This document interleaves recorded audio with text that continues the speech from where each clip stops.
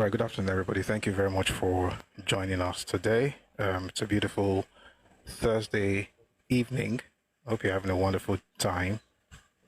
Glad to have everybody here.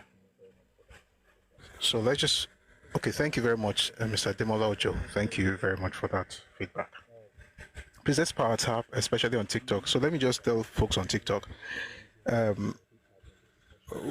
we need to power tap. Like, it's actually the only reason we can keep having this session because of the way TikTok is structured. If there's no engagement, like right now, we have restrictions already, and we've not even gotten into the session proper. So please, the reason we usually start on TikTok before we get on other platforms is because we want to make sure that we're able to stream from here, and the way to do that is to actually keep it going, and the way to keep it going is to power tap. So I know you're probably busy, you're working, but please just use one hand or one finger about power tap. And if you're on YouTube and Facebook or on X, on Twitch, please like the live and also share. If you're on X, please repost. If you're on YouTube, please share and like. Thank you very much. Let's quickly do that. All right. Please, if you're on TikTok, like, we have to make sure that it never stops. Like right now, there's a restriction, whatever, and that means that the app is not going to recommend. I mean, it's one complex stuff like that. Just please power tap, right? I think in the TikTok recently changed some of their rules, and they want people to always be on camera, which of course we don't do on Tuesdays and Thursdays. And so the only way to go around it is to keep the engagement up, which is we have to type, we have to like, and also if you can, please share, gift as well. Those are the things that can help us keep the live going. But I'm glad to be here, and good afternoon to everyone, whether you're joining us on Facebook, on Twitter, on X, on Twitch. Glad to have everybody here. So I decided to do something today, and I think it worked, and I think that's what we're going to be doing going forward. So the music will start before 4 p.m. The conversation itself will start at 4 p.m. So that way, we're able to have some time. I don't want to be closing that late like we did yesterday. So what that means basically is that we'll play music around 3:30, 3:45 thereabout. We begin to power tap and get TikTok working while we're enjoying the music. You know, whether you're working, you can enjoy the music while you're busy and all that. And then by 4 or just a few minutes after 4, we'll get into the conversation proper. I think that way we can have a lot of time to ourselves when it comes to the conversation, and we don't have to end the session too late. So we're going to do that tomorrow, by the way. I'm just saying that because we might done here. Like when we say to people on YouTube and on X, we're starting at 4, but we're still listening to music on TikTok because we're trying to get the likes up and also, you know, prepare the place. So please, let's start coming early. Again, if you're on TikTok, please, like, it's more necessary now because there's no, I'm not sure my face. All right, we only have an image there, and TikTok doesn't really like that because of the new stuff they just put out there. So the only way we can get around it is to engage. So please don't stop our tapping and don't stop sharing. Thank you very much. Mr. Larry on TikTok, good afternoon. Thank you very much for joining us today. All right. Today is a special day. This is the day the Lord has made. We will rejoice and be glad in it. All right. So we're going to be listening. Again, it's Thursday. So Thursdays we listen to recordings, but they are not, Thursday is not in any way inferior to Mondays or Wednesdays. It's as important. It's just that we get to hear some of these things again because, I mean, if you missed the sessions, you get to listen to these things. If you were here, then we practice the law of repetition. Repetition is the law of long and lasting impression. So hopefully, being here, we'll be able to all listen to it all over again together, and then we'll grow thereby. Again, please don't stop our tapping on TikTok. I need you, like literally, to keep the live going. Okay, thank you very much. Having said that, Again, very quick announcement. I'll do this again at the end of this session. Tomorrow is Friday. Friday is Redomi Republic. That's the day we have our game show. We're looking forward to having between 3 and 4 contestants tomorrow. If you'd like to be a part of it, I'm going to put the detail out there. Just please go to linktree/Redomi Global. We want to make sure we have a lot of people participating, right? It's a quiz, it's a game show. You get to win cash prizes, fantastic questions to answer, and I'm sure you already know the answers to those questions. We're discussing politics, Nigeria history, and also Yoruba history and Yoruba culture. So all of you professors on this platform, kindly register at linktree/Redomi Republic. Kindly register. Once you register, we'll call you and then we'll let you know when it's your turn. You come up, you answer the questions, boom, boom, boom, you make your money. And then you can even double your money, by the way. You can double your winnings, with the final question. There are 4 rounds and they're very interesting questions. We're gonna have a great time tomorrow. So register linktree/Redomi Republic. We're gonna be recording on TikTok, of course, but we'll be streaming across social media platforms. So what it means basically is this: if you want to be part of it, all you have to do, have a TikTok account that you're eligible to show your face. If you don't have an account, you can use a friend's account. No problem about that. You show your face, be in a quiet place, and then answer the questions, and just make sure you're comfortable, and then you answer the questions, and then you win your money. All right, that'll be tomorrow at 4 p.m. if your time, West African time. Again, it's 4 now, but we'll start on TikTok about 3:30 or max 3:45. Just listen to some music so that everybody across all platforms get connected exactly 4 p.m. if your time, West African time. Thank you very much. So again, linktree/Redomi Republic. If you'd like to support it, please reach out to me, or I'll put up the account details much later when I repeat this announcement. If you'd like to support us, support of course means money. We'll be giving out cash gifts every weekend, and we want to make sure that. And we also give out books. By the way, the guys who won books last weekend, they should have received it now. If not, today, maybe tomorrow, because the books were sent earlier this week. So even if you're not a contestant, you can also answer questions and maybe get, lucky, and then you can get a book. And we'll get those books shipped to you, wherever you are. But if you're outside the Southwest, you paid for delivery. But the point is that you can win books, okay? You can win books, and that'll be lovely. So tomorrow, again, 4 p.m. if your time, West African time, register at linktree/Redomi Republic. And by the way, some people have been asking, how do you get to Linktree? It's just URL, all right?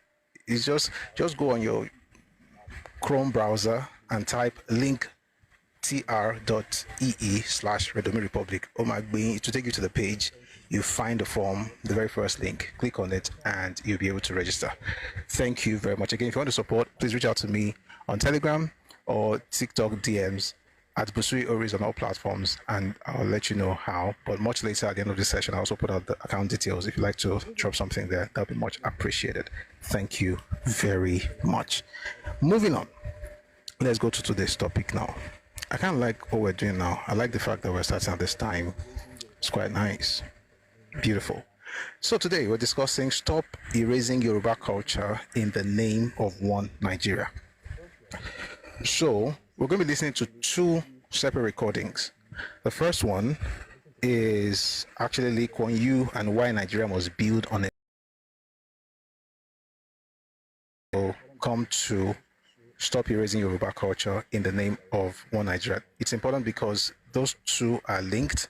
And I also want to make sure that we don't just listen to one, because each one of them is about 30 minutes long. So we have about an hour, of knowledge, basically. And the beautiful thing also is that we get to listen to Lee Kuan Yew himself. And I've said this before, if you've heard me speak, I've said, personally, after Chief Obafemi Awolowo, I think the next most important person to me in politics, personally, I'm not saying world history, but me, after Papa Awolowo, the next person is Lee Kuan Yew. Okay, he actually built it, and it's just like what Papa did in the region. He did it in Singapore, smaller space, but he did fantastically well. And I think it's important to listen to him and understand how ethnicity affects nation building.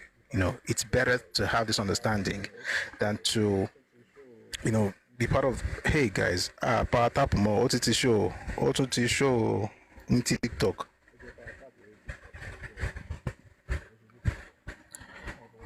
Ẹ power tap lórí TikTok ẹ ṣé o.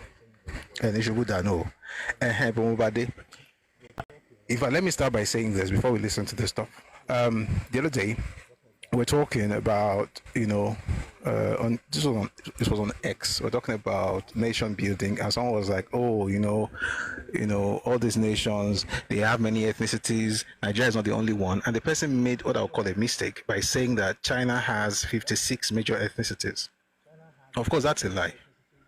So I said, no, that's not true. China has one major ethnicity and 55 other small ethnicities. And when you think about it, I mean, every number counts, but in front of a behemoth like Han Chinese, the other guys are like ants. And I'm not being disrespectful. And you will understand when I say it this way. China has 92% Han Chinese. And then 8%, 55 other ethnicities. Right? For context, think of Nigeria being 92% Yoruba, and Idoma, Birom, Hausa, Fulani, Igbo, Ibibio, Angas, all these other ethnic groups now form 8%. That does something to the way you build a country, and that's one of the things that Lee Kuan Yew is going to mention in the video we're about to listen to. People act like these things don't matter. Oh, let's be detribalized, let's remove ethnicity. That's not how it works. It takes centuries to build an identity. It takes centuries. And as a Yoruba person, we are blessed to be able to say things like, oh, we have one ancestry, oh, we are all from Ife. Those tiny, tiny details actually help with our value system, with our philosophy, with the universality of our beliefs. That doesn't happen in Nigeria. If you want to have that in Nigeria, you have to have an intentional work carried on for centuries. China has been existing for about 5,000 years. Those things don't happen in a jiffy and say, oh, look at China. China went to China. That's not how it works. There's a lot of things going on beneath the surface. And one of those things is ethnic composition of the country. Singapore, that Lee Kuan Yew himself governed, is 75% Chinese. There's a way that thing helps, and again, I don't want to explain a lot of those things. We're going to listen to Lee Kuan Yew say it, and then also the recording itself, and then we'll listen to the other stuff. So again, today's topic is stop erasing Yoruba culture in the name of one Nigeria.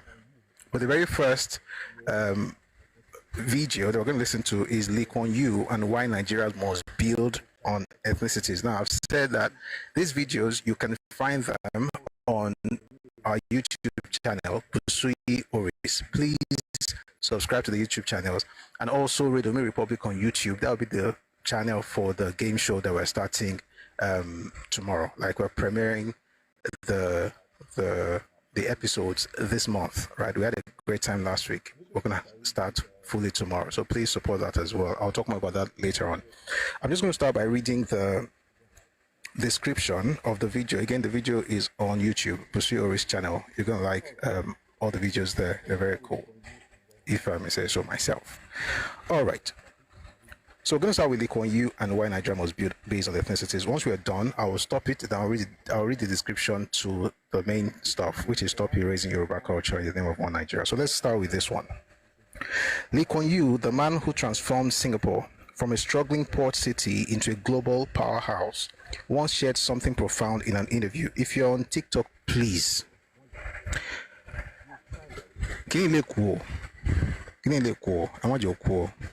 You've tried, by the way. In fact, let me clap for you. You should have and say, but I clap by.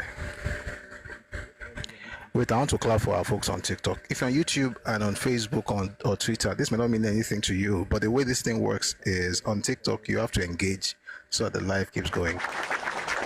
So let's appreciate our brothers and sisters. Eshio, thank you very much. All right, but please let's keep doing it so that we don't have any of these restrictions. We have one right now, by the way. And yeah, but we're gonna have a great time, regardless. Okay, so back to the description. The first video, of course, is called Lee Kuan Yew and why Nigeria must build based on ethnicities. Lee Kuan Yew, the man who transformed Singapore from a struggling port city into a global powerhouse, House, once shared something profound in an interview. He said that one major factor behind China's success is that more than 90% of its population comes from the same ethnic group. That shared identity built unity, value, and vision. Now, think about Nigeria. We are not one people, but many nations living in one country. Each group has its own culture, belief system, and idea of progress. Yet we keep pretending that forced unity will fix everything. It has not, and it will not. If we truly want development, we must stop denying our diversity and start building around it. The Yoruba people, for instance, already have strong foundations laid by our forebears. We understand order, community, and vision. It is time to build again on that heritage, not abandon it in the name of uniformity. Let everyone build within their own realities. The combined growth of these distinct nations will make Nigeria. Sorry, I'll take that again. The combined growth of these distinct nations will be what makes Nigeria truly great. Now, normally I was supposed to play the video, but I think I should change the picture here so that we can actually see the title that we're listening to. Give me a second, please.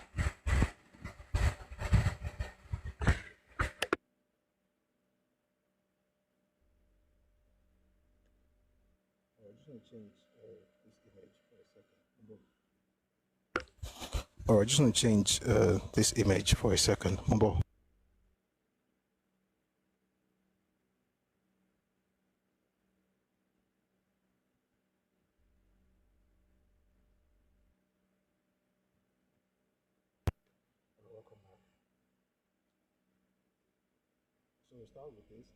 All right, welcome back.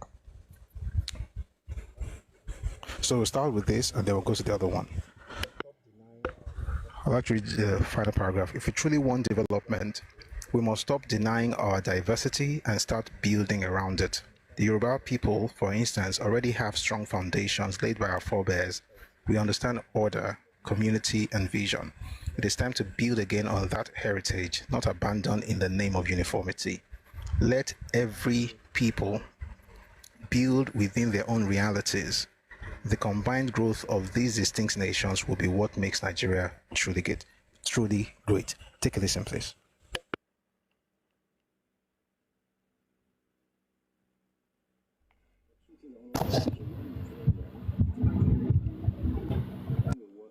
Two things I want us to listen to. One is very long, it's about 10 minutes long, but it's going to be worth it because I also want us to, look at things from another person's perspective. This is from Lee Kuan Yew. Then I'm going to play something that has to do with fashion and a particular rhetoric that is gaining ground, especially because of the company behind it. And maybe it was an oversight. Maybe they didn't understand what they were doing, or they forgot something. So we're going to give them the benefit of the doubt. But it's important to actually talk about it. So I'm going to play those ones. But I'll play you something from Lee Kuan Yew. Where's that video? So this video is called Lee Kuan Yew Reveals Why India Can't Match China's Success. He made certain points that I think are applicable to our own case, that's Nigeria. So please take a listen to this, and I think it's going to really help. His insights are sharp, honest, and to the point. Don't miss this. 5 years ago at the founding dinner, you had predicted great things for China and India and cited to India's secular democracy as key to its future success. 5 years on, I just wanted to ask your opinion on how well you think India's government is doing in separating religion and politics. And perhaps what advice could you give to India's new breed of leaders?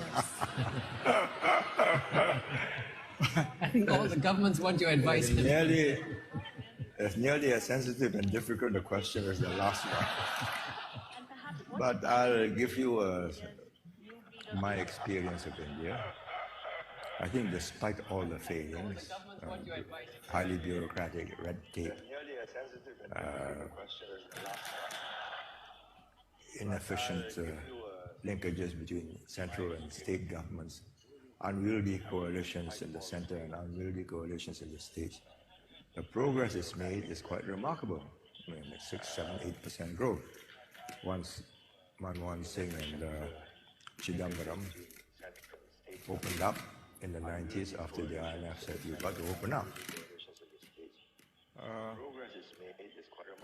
I think India is under some constraints, not the result of the politicians, but the result of the nature of the constitution and nature of the society. China is homogeneous, 90% Han. So when the president stands up and the TV is on, I think India is under some more than 90% understanding because the minorities are also learning Chinese, Putonghua. So given those constraints, it's done well. Any Indian leader speaking in any language at one time doesn't reach more than, say, 40%. You speak in Hindi, you might get the Hindi North. You speak in English, you get the upper classes throughout the country, maybe 30%. You speak in Tamil, you get 70 million in Tamil Nadu, and you speak in Malayalam, I don't know how many, 40 million. So that is an enormous diversity which makes it difficult to get the same policies through. And you can see that after each election you get a tussle of how to form governing coalitions. But on the other hand, because it's kept this constitution fluid, so a country with about 30, 40 different ethnic groups and 320 dialects and languages has held together. That's quite an achievement. Then you have the problem of the constitution. I was in Bombay 2 years ago, and this is a fact, and I don't think Deputy Chief Minister will take offense at my recounting what actually took place and his position. So he asked me if I would spend 3 hours discussing how to make Bombay a world financial center. So I thought, well, why not? So he brought all his main ministers, state ministers, and his officials. Halfway through the dialogue, I asked him, who governs Bombay? He said, there's a committee that runs Bombay. I said, but who provides it with the revenue? He said, we do, the state government. What happens to Bombay's revenue? It goes to state government. I said,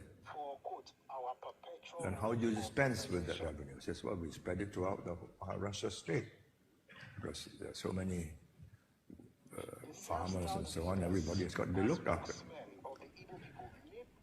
I then said to him, if you want Bombay to become like Shanghai, Pudong, then you make it a self-governing unit, which the Chinese have done in Shanghai, in Tianjin, in Chongqing, and a few other cities recently. Then they deal direct with the central government. The central government gives them the funds for the infrastructure, and the revenue is shared with the central government, not with the... Shanghai doesn't share revenue with either Jiangsu or Zhejiang or any of the neighboring states. It shares it with the central government. And the central government has invested enormous sums of money to make it a dragon head that goes up the Yangtze River right up to the Tibetan mountains. And there was a period when you had empty building blocks, but it doesn't matter. I mean, the central government has decided this is going to be a great international center, and they set out to make it one, and now it is one. So I said, do that. He looked at me and says, what will happen to my farmers? I said, you just got to deal with the central government. He says, no, the central government won't give me anything more.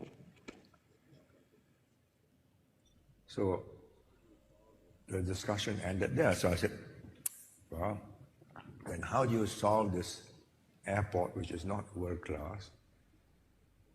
A road from the airport to the city, which is not what you expect of a first world financial center. And the city itself, the planning is not as good as it would be if It will govern separately. This can't be done. So 2 days later, I was in Delhi and I met the Prime Minister. I said, this problem can be solved. You see, it's China, make it an independent unit. The Prime Minister looked at me and said, you don't understand. I will never get this passed through Parliament. I said, Now, we all know that in both the USA and the UK, we both speak English, but sometimes... the Prime Minister, I said, this problem can be solved. You see, it's China, make it an independent unit. The Prime Minister looked at me and said, you don't understand. I will never get this passed through Parliament. I said, why? You have to go to Parliament, yes. He said, all this requires an amendment in the legislation, in the Constitution, and that requires a 2/3 majority or some in the central government and in the states. We will never get it passed. So Bombay will always be at the mercy of the Maharashtra government, and the Maharashtra government, quite wisely, takes its revenue and gives it to the farmers because they are the people who voted them in. So until you break that chain,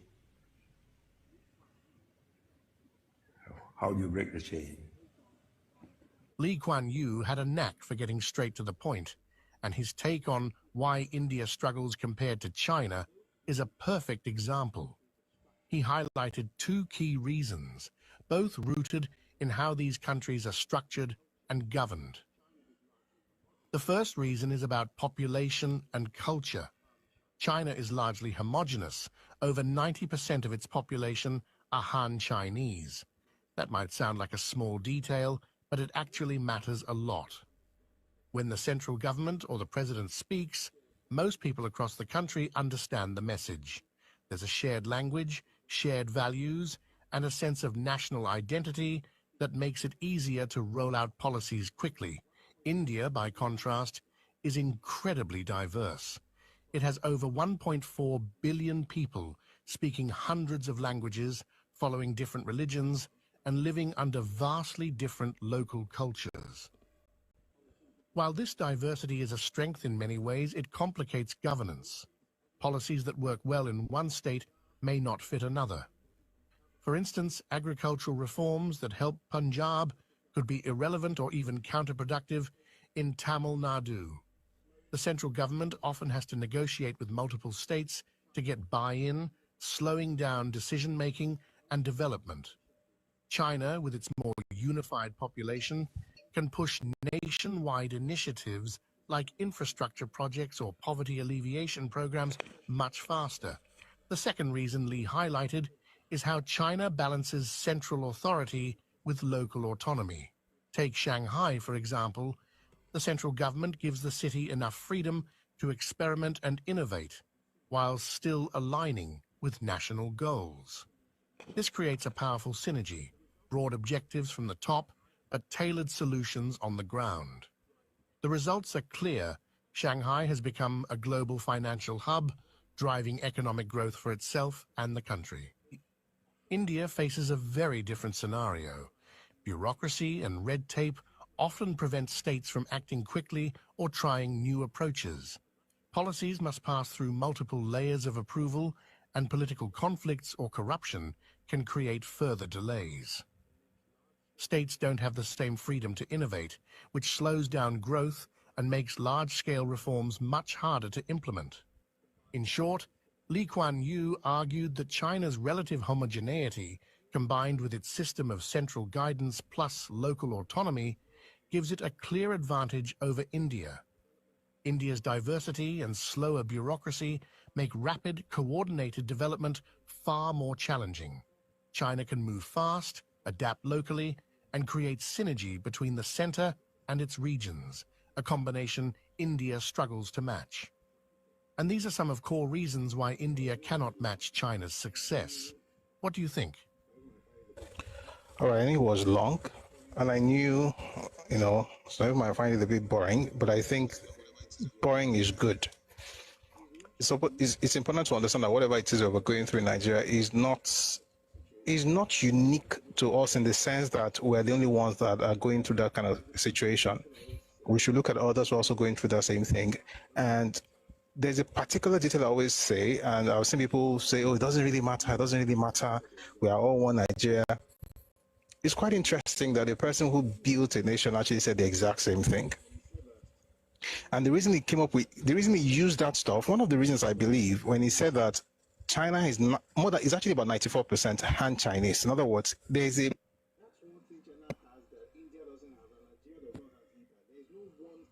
That's one thing China has that India doesn't have, and Nigeria does not have either. There's no one ethnicity that is that huge, where you're able to speak and you're able to talk to everybody at the same time, where you are not bogged down by I also have ideas, I also have vision, I also have everybody has the same value system. In other words, the basis of everything we're doing is the same, which was what happened when we had regional system in Western Nigeria and Northern Nigeria and Eastern Nigeria. The point is that there has to be a group that everybody galvanizes around, not all these ones that we're all trying to prove that we are one Nigeria. China is more than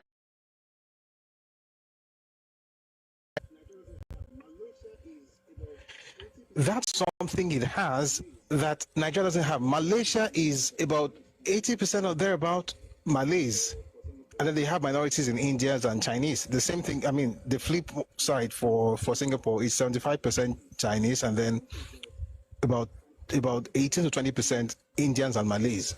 The point is that an ethnicity, building something as an homogeneous entity is a lot easier than this whole thing that we are all one. Let us all be one. Ethnicity does not really matter. And the people that say that thing, they think they are driving unity. They're not driving unity. They're actually the ones causing confusion. You're causing confusion because you don't want to acknowledge the reality that we are not the same. Nigeria is a country. It is not a nation, and it will not become a nation.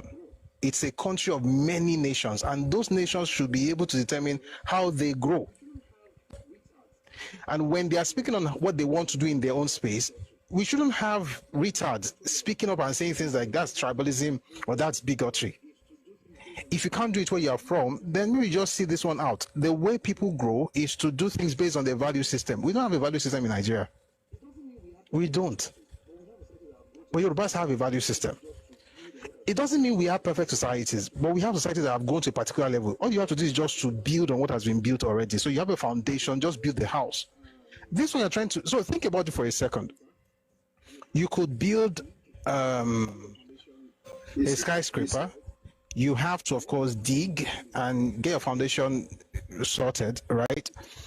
What we have as Yoruba people is that some people have already dug. What is a piling? What is a bugwe? The foundation is good. All we have to do is to build on it. But instead of doing that, you know what we are doing as Nigerians? We say, oh, that story business, let's say it's supposed to be Cocoa House, 25-story business. That's the vision for Yoruba people. Some people now come and say, oh, let's have a national clinic and say, we want to build 1,000, stories.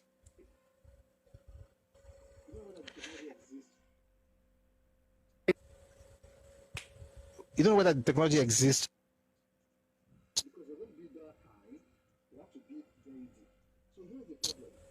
Because we're going to build that high, we have to build very deep. So here's the problem. We've been digging since. And we are collecting awards on the best digger. I can dig more than you. In other words, I can prove to you that I am detribalized. I'm going to, as I've put up for centuries, for millennia, I'm going to put that aside. I'll now work with you to build a skyscraper higher than the one that my fathers have envisioned for me. We'll now start digging another hole as foundation that might take another, who knows, 5 centuries. We need to confront what the real issue is. Let everybody build. If your fathers have foundation, build on it. If your fathers forgot to get one for you, start something for yourself. We are all in the same estate, by the way. The essence is Nigeria. Build your own, I'll build my own. When all of us build, everybody say, oh, look at those houses inside Nigeria, they are fine. inside the estate, we know exactly whose building is, which building belongs to who. Your people should not be made to, in some ways, apologize for the work of your ancestors and be shamed into abandoning the foundation they've actually created for you to join different groups. And by the way, to make matters worse, this new foundation you want to build, you don't even know. You say 1,000 story. It can the vision is always changing because everybody must have a say. Someone say the 1,000 is too much. Can you after you have dug the foundation? Let's say you've dug for like 10 years. Somebody will come and say,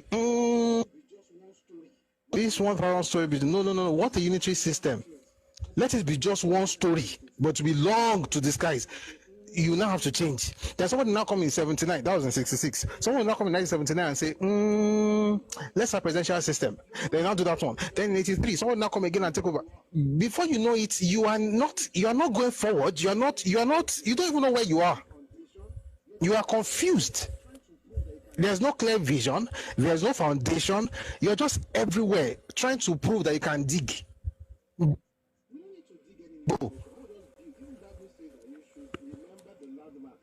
We don't need to dig any new foundation. We'll just build. Even Bible says that you should remember the landmarks that your fathers have put up. Like, remember the ancient landmarks. Whatever ancient means to you. Let's have that conversation. And that's what he was talking about, talking about the fact that even the constitution of India is stopping the growth in India. In other words, he's saying, for instance, that Bombay cannot be treated like an autonomous city because whatever revenue they get from that, they have to use it to service the state. Now, think of it at the national level. Why on earth should the money Delta is making leave Delta State? 33% of the crude oil that Nigeria uses, or that Nigeria, what was the word now, produces, is from Warri. It belongs to the Shakiris. 53%. Not to Delta State, to that place. Why on earth should they have to now be asking, how should we share the money? Should we take 13% derivation? Why should they be collecting that kind of money? Why can't they just have everything? Why should Akwa Ibom money be shared with another state, including my own? Every state has something. Why do you have to depend on what another state is producing? Why? The best times that Nigeria has, and I don't like looking at the power for the best times, actually quite sad, but it's the truth. The best times we had, there was no oil.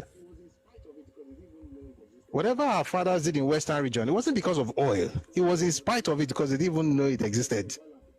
The first time they discovered oil, it was in Western region.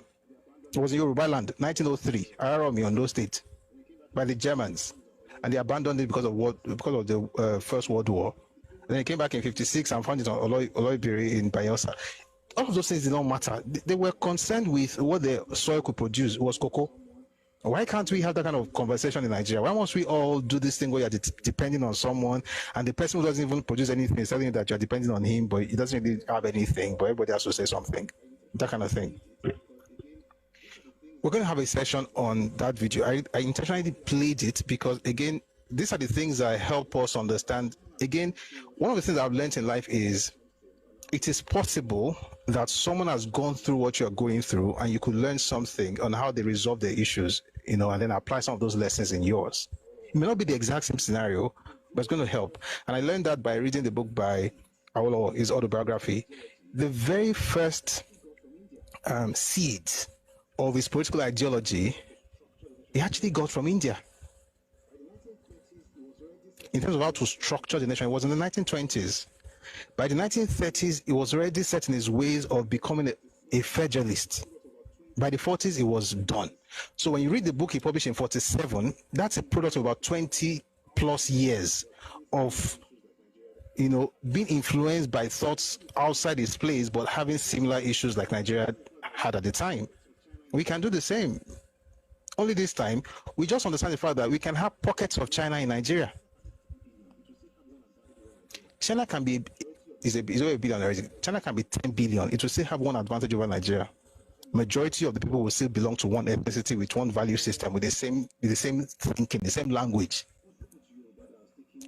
Nigeria wants.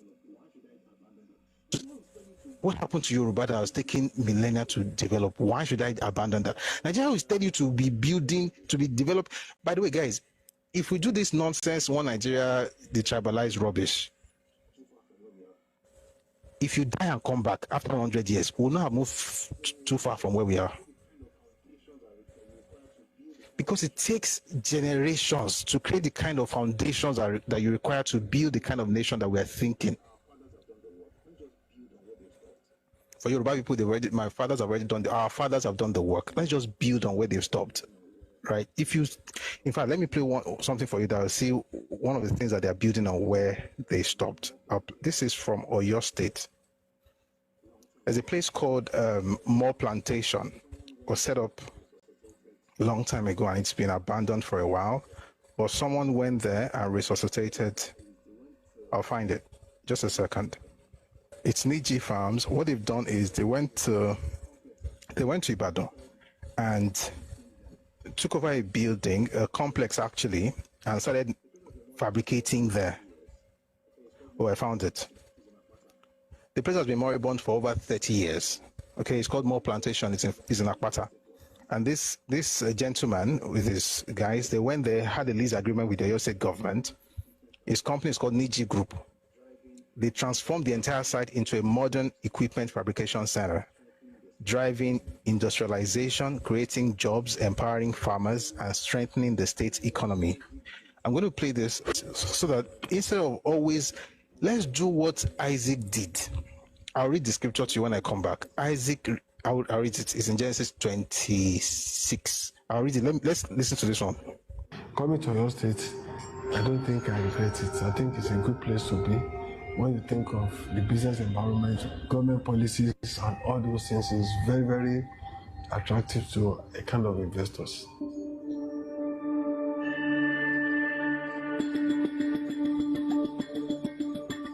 In Nigeria today, food security is not just about what is grown, it is what can be built. Niji Group believes that the future of agriculture lies in transforming local ingenuity into industrial strength.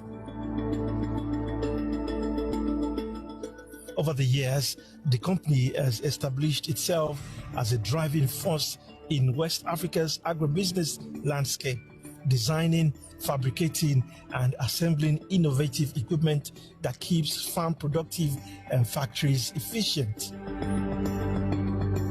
In 2022, a new chapter began, following an invitation from the Governor Seyi Makinde-led administration through the Oyo State Agribusiness Development Agency, OISADA. Niji Group relocated its equipment fabrication center to More Plantation, Akpata, Ibadan, Oyo State. A once moribund agricultural facility was leased to the company by the Oyo State government as part of its plan to industrialize agribusiness in the state, and within months, the facility came alive again. When I was looking for a space to set up my business, there's one of the abandoned space, which is a former startup. I think I got to the place, I look at it, an abandoned place for more than 30 years. So I meet with Dr. Debo, and he actually talked to me about the initiative of government that they are trying to create a kind of enabling environment to the private sector. So and I look at, okay, let me choose Oyo State. From these sites in Ibadan, Niji Group now fabricates world-class agro machinery, cassava graters, hydraulic presses, automatic fryers, dryers, all built locally and adapted to African realities. Our equipment are foolproof. We design, we fabricate, and we sell to people. You can use some of our equipment for another 10, 20 years. You can only compare our equipment with the European standards. Niji Group has gone beyond fabrication, expanding into packaging, tractor leasing, equipment servicing, and food processing. We don't do the business alone. We do the business, or we train people on how to do the same business, and we set them up in the same business, and we share the market together. Niji food is in almost every part of the continent. That's one of the uniqueness of our product. What started as one workshop is now a thriving industrial ecosystem, all built in Oyo State for Nigeria and for the world. The results speak for themselves. Over 300 jobs created, more than 6,000 tons of cassava processed annually. Local farmers now empowered with reliable markets. Niger Group, along with many other agribusiness companies in Oyo State, stands as a testament to the fact that when government creates the right environment and private enterprise brings innovation, industries rise, communities thrive, and nations move forward. This is Niger Group's story, a story of vision, partnership, and lasting progress.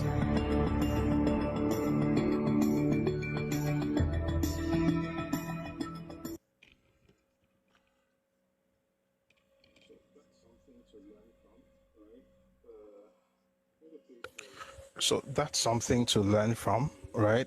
I think the place was once used by IITA, colonial government had used it, transferred ownership to the Western region government, and then eventually the federal government took it over. I think we also eventually got it. The point I'm trying to make is this: rather than start from scratch, he just went into a moribund building. I think that the Western region is moribund. We have a lot of things to just dust and kickstart, rather than trying to prove our one Nigerianness, which at the end of the day, you are the one that is losing the most. And I want to read the scripture. I'm going to read it. It's in Isaiah, it's in Genesis 26.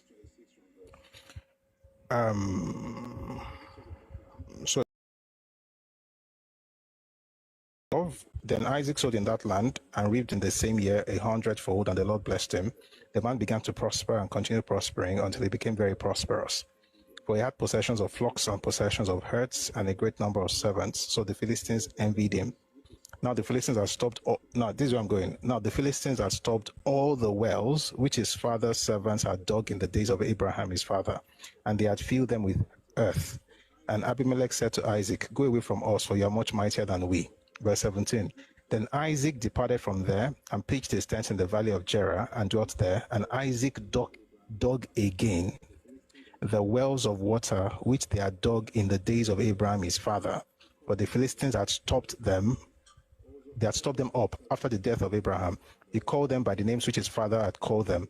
Also Isaac's servants dug in the valley and found a well of running water, and so on and so forth. So the point is this: he started by redigging the wells that his father dug. I think that our job as Yoruba people is to find those wells, redig them. Okay, the things that Awo did, we can tunshi, just like the Niger Group did in Oyo State, in Ibadan. We can do the same thing. And if we do that and other regions do the same, then Nigeria becomes better. But if we are trying to start over again, we'll be here for another generation. May that not be our story. We'll get to today's topic eventually, but I think this is also very important.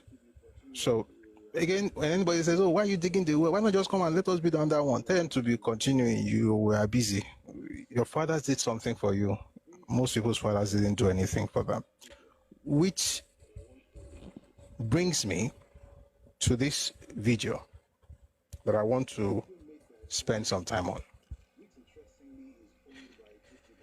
It was a video made by Ndani TV, which interestingly is owned by GT Bank, which interestingly was founded by two Yoruba men, Foladeola and Tayo Aderin-Okun, which interestingly is being headed by Yoruba man right now. What's his name now? This gentleman, as if I can find his name. Fashion and a particular. I'm going to play something that has to do with fashion and a particular rhetoric that is gaining ground, especially because of the company behind it.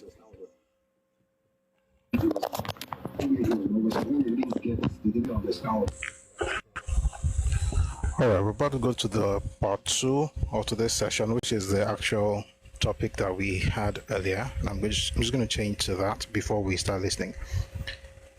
Yemenite, yes. I'm going to just change it and then we can listen to that one. So I just read the description on YouTube. Please don't stop our tapping on TikTok. Thank you very much. There's a new trend that's becoming hard to ignore. Some people are trying to Nigerianize everything that is Yoruba. It is almost as if there's a coordinated effort to erase the Yoruba imprint from what we've built and call it a national culture. A video is making the rounds about Ashrebi and Lagos fashion, and not once was the word Yoruba mentioned. Imagine that, a tradition with documented roots from the 1930s and 40s suddenly reduced to a 30-year-old fad. No, just a bit. A video is making the rounds about Ashrebi and Lagos fashion, and not once was the word Yoruba mentioned. Someone even said Ashrebi began in the 1990s. Imagine that. A tradition with documented roots from the 1930s and 40s suddenly reduced to a 30-year-old fad because that's when some people discovered it. Let's be clear, borrowing from Yoruba culture is fine, but do it with respect. Borrow, don't steal. Learn before you teach. Don't claim Lagos as your ancestral city or Ile-Ife as your origin while ignoring the people whose ancestors built these legacies. Yoruba culture is not an open field for appropriation in the name of unity. We celebrate diversity, but that does not mean we surrender identity. You can admire Yoruba fashion,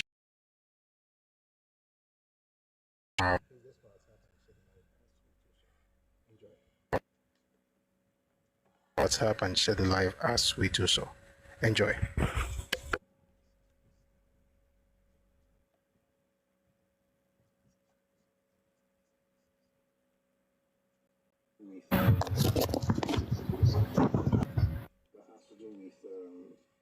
I'm going to play something that has to do with fashion and a particular rhetoric that is gaining ground, especially because of the company behind it. And maybe it was an oversight. Maybe they didn't understand what they were doing, or they forgot something. So we're going to give them the benefit of the doubt. But it's important to actually talk about it. It was a video made by Ndani TV, which interestingly is owned by GT Bank, which interestingly was founded by two Yoruba men, Fola Deola and Tayo Aderin-Okun, which interestingly is being headed by Yoruba man right now. Segun Agbaje is the CEO. They put out a video about what they called Lagos fashion or whatever they said they were doing. And then they made some statements, and I feel it's important that some of these things are set straight. So, in case you have not heard this, please listen to this. Growing up in Lagos, even then we had fashion. You know, we were always flamboyant. It was so good at that time. As a child, growing up in the 80s in Nigeria, you see people, you know, beautifully dressed out in Ashoke attires and Adire, and they do it in modern ways. You know, they don't just use it in the traditional format, they make it very fashionable. And in the 90s, we started seeing evolution. The Ashobi culture came into being, and lace was the thing then. Lagos and lace, like everyone wore laces, like everyone. I think there were the heavy ones that were like Gupio-like. We now had the Swiss laces, and then the bits of polyester started coming in. Then we had the very sheer ones that Igbo guys will also make and have their singlets under. It was lace upon lace upon lace. And then when it started becoming expensive in the late 90s and getting into the millennium, and then people started thinking about, okay, it's too expensive now. Women were buying lace at such high amount of money. Most of them were going into debt, buying lace. But people still need to do the Ashobi because the Ashobi culture has actually changed fashion in so many ways. So they decided to resort to Ankara fabrics. We also were getting boxed into Nigerian fabric being Ankara and lace, which is not even original. I don't think Nigerians were proud of their culture in the 90s, to be honest. Like, we had this hip-hop culture for young people, and it was everything. If you didn't dress like a hip-hop head, you were a nobody. You just had to have your crop tops, your baggies, all those stuff. I think that was the beginning of Nigerians and brands. Brands became a huge focus thing in Nigeria. So in the 2000s, for us youngins, we were shopping at, there's a place called LOP, Land of Plenty, and we were going there to buy jerseys and things that we saw abroad, as opposed to now in, what year are we in, 2025, and we're wearing our own clothes, telling our own stories through our own clothes. So there's been a bit of a shift with Nigerian fashion taking more prominence. I love my hip hop culture, but it almost took away our culture. And even the music videos like P Square, Two-Face, you didn't see anybody rocking Nigerian clothing. Like, even like being Nigerian was almost something to be ashamed of. We only saw who we were at our Owambes. It's as though your culture only needed to come out when you were having a party that had to do with your family. The ashok is mostly worn now for traditional wedding. The bride, the groom, and the parents of the bride and the groom. In the 90s and the early 2000s, then there was City People and Encomium. That's where we used to get the fashion from. This time we didn't have no social media, we didn't have all the streaming platforms. A lot of our trends also came from album covers, and we were always enthralled with what the artists were wearing. 2000, 2001 then, guys used to do a lot of Timberland boots, you know. We used to do a lot of Ralph Lauren, Tommy Hilfiger. Those were the trends. What Nigerian designers are doing now, especially with the beaders and all those things, is on another level. You see that fashion practically evolves. Now we do a lot of styles, a lot of dresses, mostly two pieces, a lot of corsets. Where we are now in fashion, I think Lagos fashion is very swaggy. Lagos fashion, very dynamic, very international. Yeah. Lagos fashion, it's eclectic because it's interesting. It's a combination of everything. Lagos is the future of fashion. Echo for sure. So here's the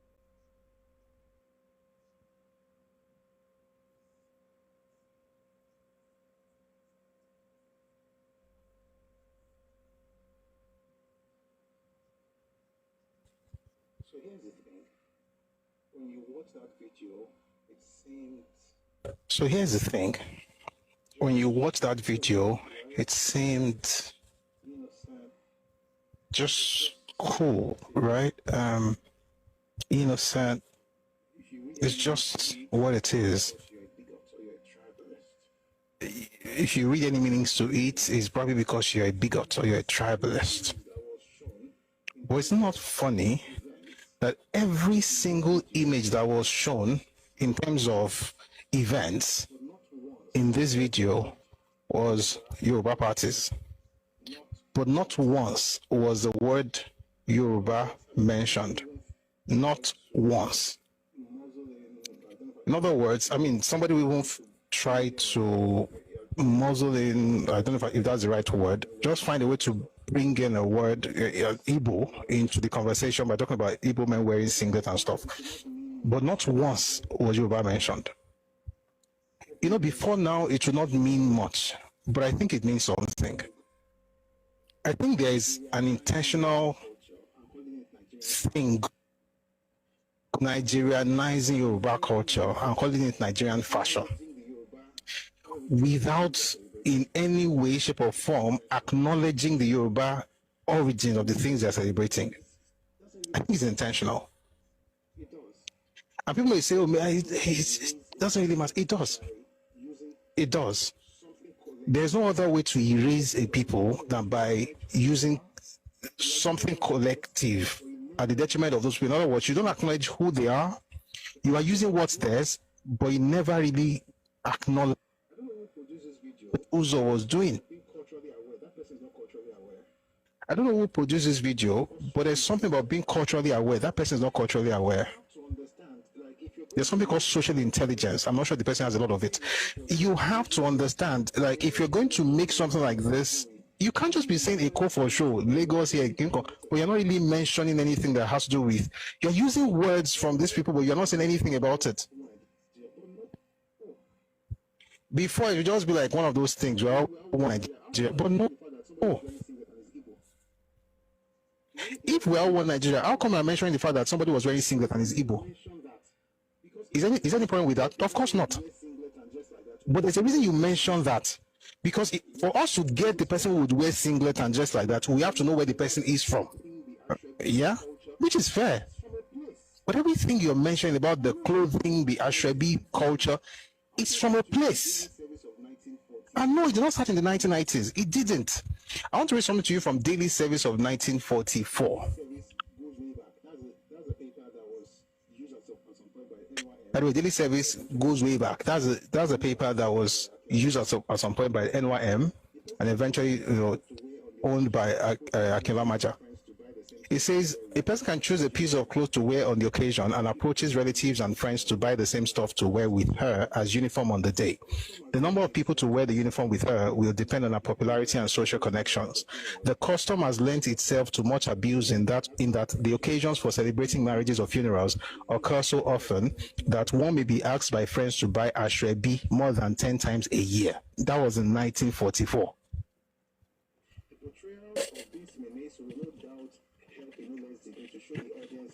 The portrayal of this menace will no doubt help in no less degree to show the audience the nakedness that is Ashwebi, and the psychological effect of such a show cannot fail to prove beneficial. We urge our playwrights to put more. This was writing about what Ogunde did. In fact, let me just read that part. The craze, of course, bred intensive competition with celebrants trying to outshine one another. It was a competition that delighted textile traders, but which often ruined marriages, as women were known to leave husbands who could not afford to rob them for lovers who could. Ogunde decided to make his first social satirical comment by writing a play designed to expose the vulgarity and ostentatiousness of the craze. He called the play Human Parasites. It's referring to a play that Ogunde had put on,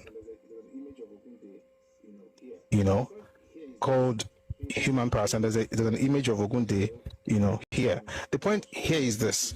They've been having this thing of, the costume, the uniform that everybody wore. It did not start in the 90s. And it's not a shame that the people talking about that particular part of history are not even Yoruba. Not that you have to be Yoruba to talk about it, to be fair, but at least you have to know what you're talking about. God bless you. Ades, Egbejoda, and Co. Ashwebi, that's what it's the same thing. To reduce, in other words, this is the time you are beginning to notice it in the 90s, but that doesn't mean that's when it started.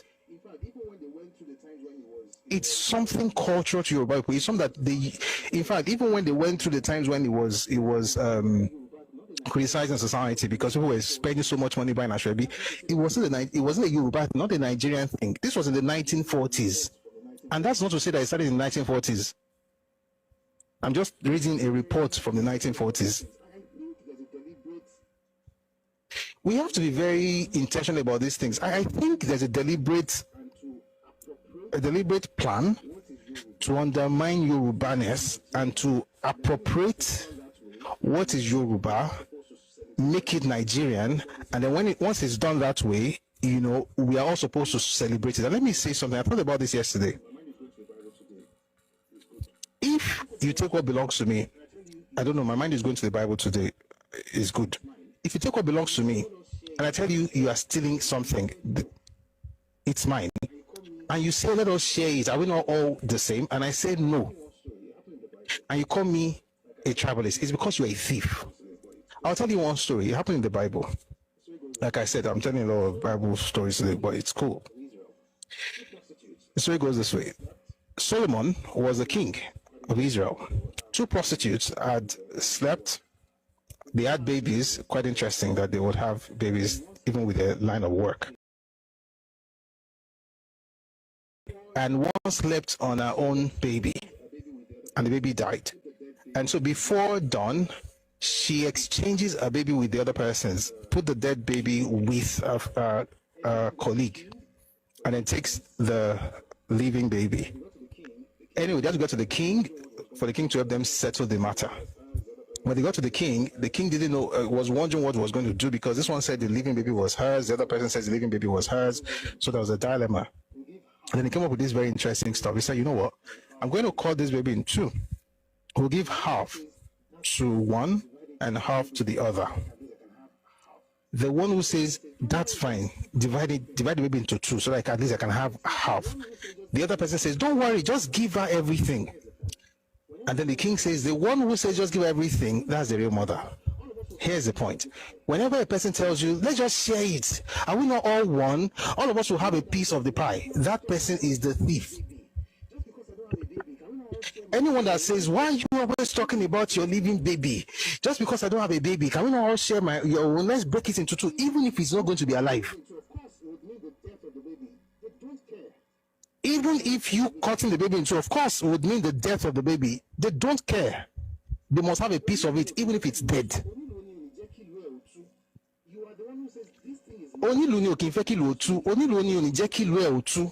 You are the one who says, this thing is mine, this is what belongs to me, I've got to keep it alive. Because left to you, even if it dies, you don't have any, because what will make you as a sane person, forget prostitution, sleep on your baby until that baby dies. If you give it this one, you sleep on this one again and you will die.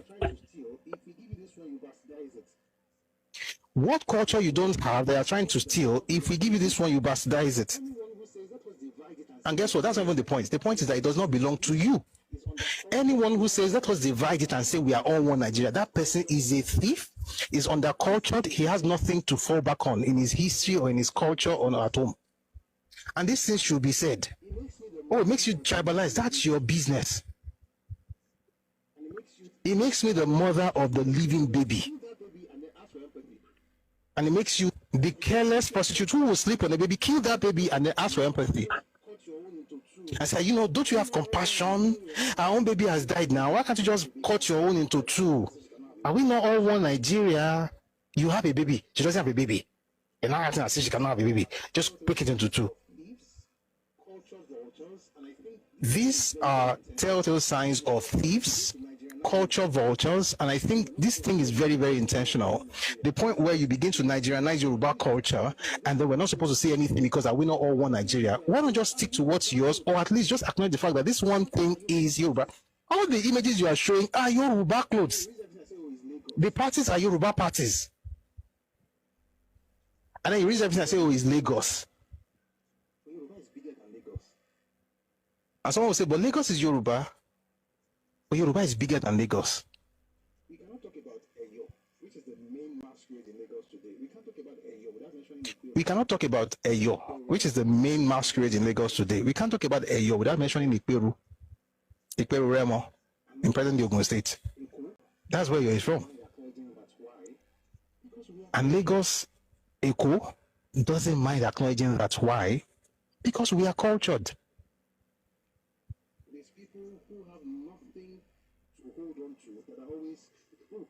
It is people who have nothing to hold on to that are always,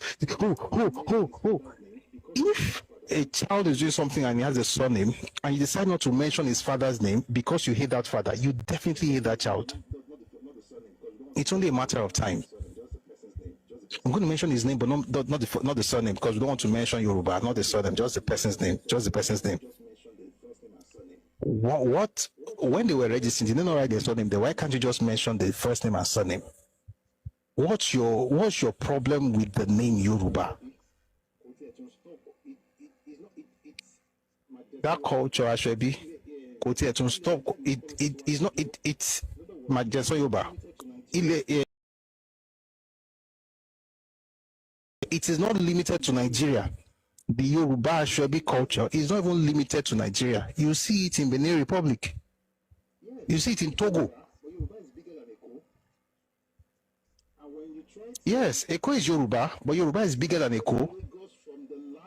And when you try to extricate Lagos from the larger Yoruba, Commonwealth, you are doing that for one reason and one reason only. You want to isolate it in order to do what you really want to do, which has been in the works since the 1940s. We know these things. Why are we lying to ourselves? All the people want to die over a place that doesn't share any borders with them. They'll be shouting, we own Lagos, we can call Lagos. Even the history of Ife, you will change it. The one in Lagos, you will change it. You just do it so stylishly. Be like, and let me tell you how this thing works. Everybody can do it. You can so do stuff that people be saying, he didn't really do anything like that.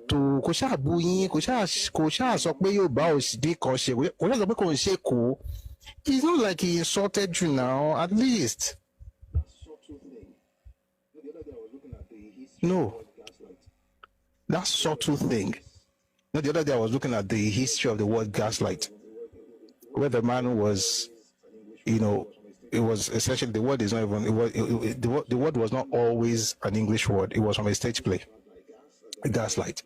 So the man will put on the, you know, the light, which was powered by gas, and then it would, you know, tinker with the brightness to the point where the woman began to doubt herself whether she was seeing right. That's the whole idea of this thing. It's not that they know exactly what's happening, and I think it's very intentional.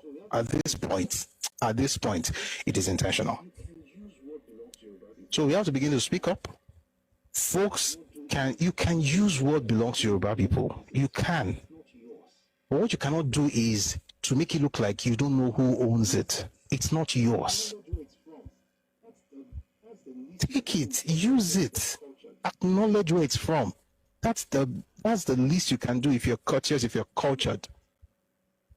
We have reports from the 1940s, and so we have reports from the 1940s, and definitely it has started before the 1940s, where they were talking about the fact that some people will have like 10 ashwebis in a year because they want to keep up with the Joneses. All these things have been around for a while.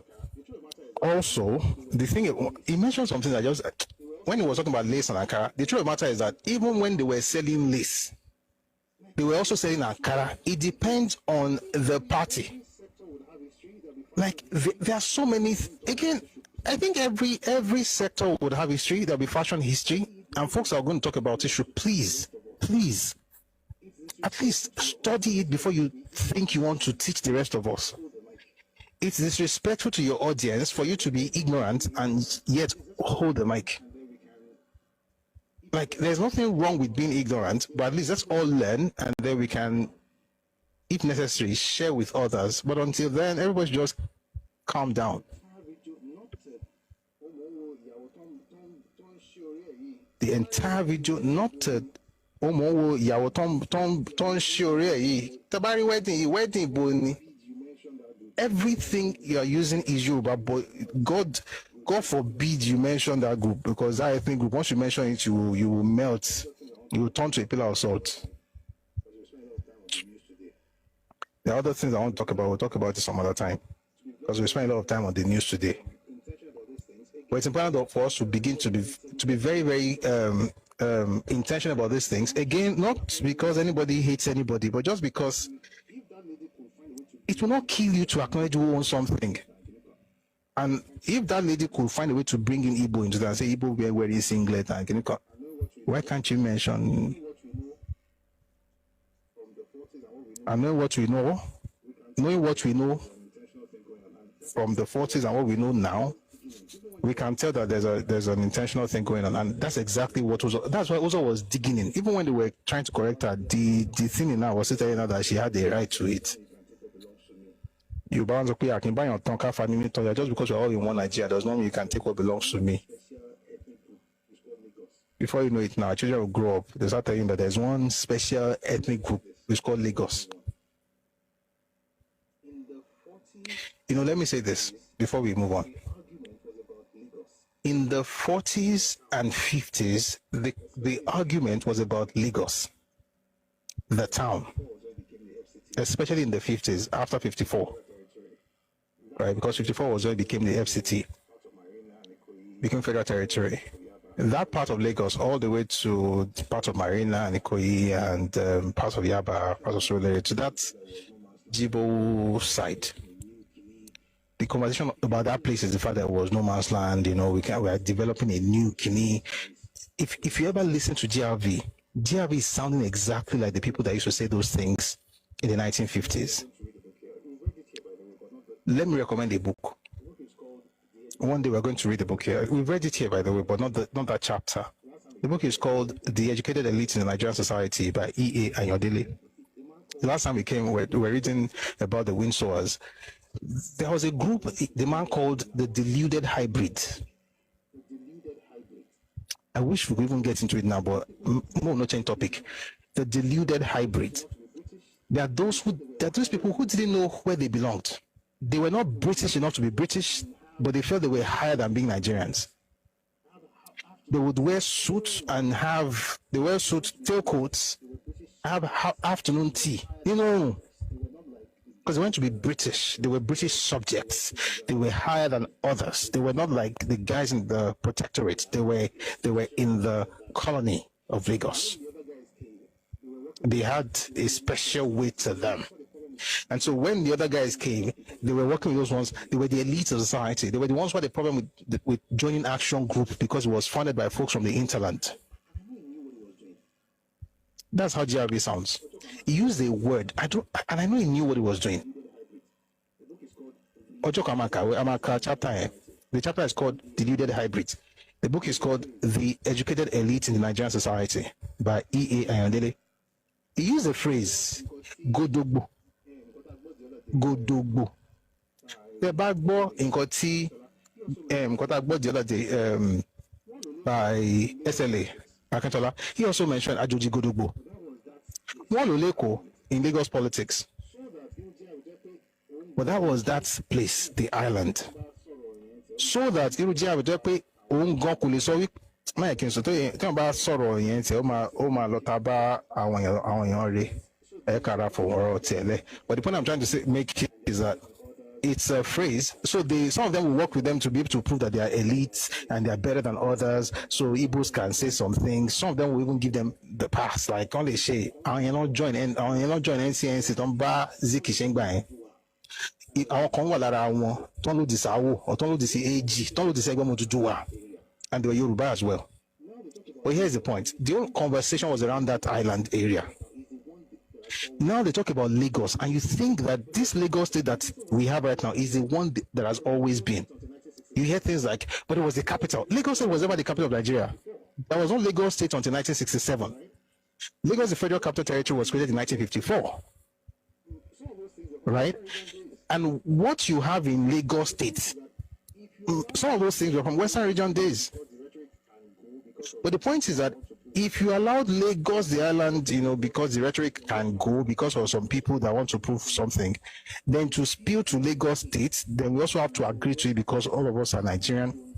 Then to spill to Ogun State and to Oyo State and to Ondo State, Osun State and Ondo State and Ekiti State. Before you know it, all of us now own everywhere. The real issue, what I'm trying to say is this: it is about Lagos, but it's not just about Lagos. It's about Yoruba land. I don't know how they got where they got to, whether they were swinging and they found themselves. They didn't get the chance to move into Yoruba space and retell the story in order to make themselves feel good. And I'm not even talking just about the fashion thing, I'm talking generally. You have to redefine your story, you have to rewrite your story to allow some people to feel part of this. You were not part of it. You weren't. And this whole thing about Yoruba land, it did not start today. It started in the 30s. Read Azikiwe's book, My Odyssey. When he was being received by, so he had traveled to the Eastern region, but before he went there, he was in Lagos, and then the Igbos had, come to visit to welcome him, and he made a very interesting statement. It's in his book, by the way. He returned in 1936. Yeah. He returned in 1936, started West African pilot in 1937.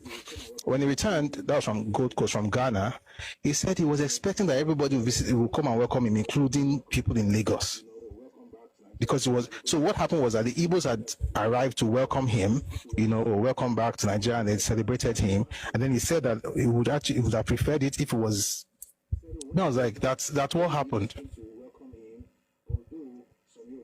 Said, when he got back, only the Igbos came to welcome him, although some Yorubas came, later, but they didn't come together to welcome him. I was saying, as how?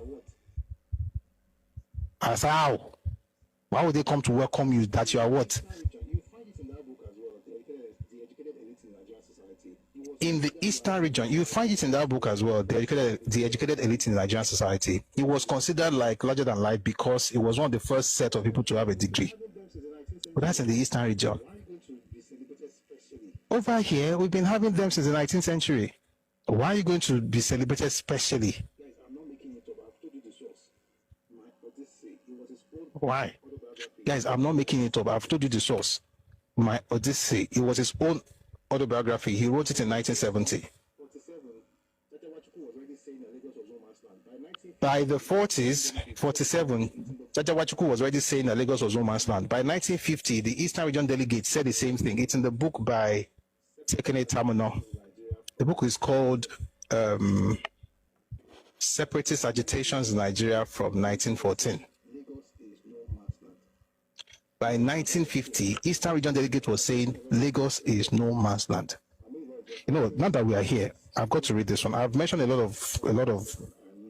a lot of references, and I think it's okay to actually pause for a second and read something.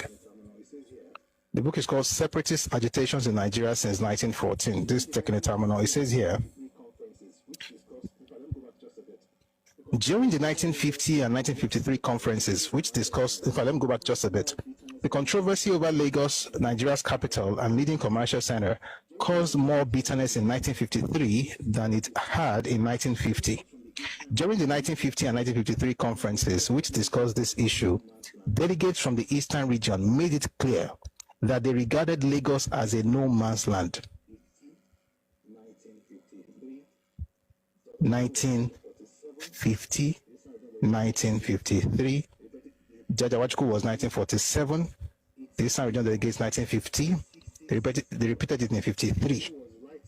It's been on.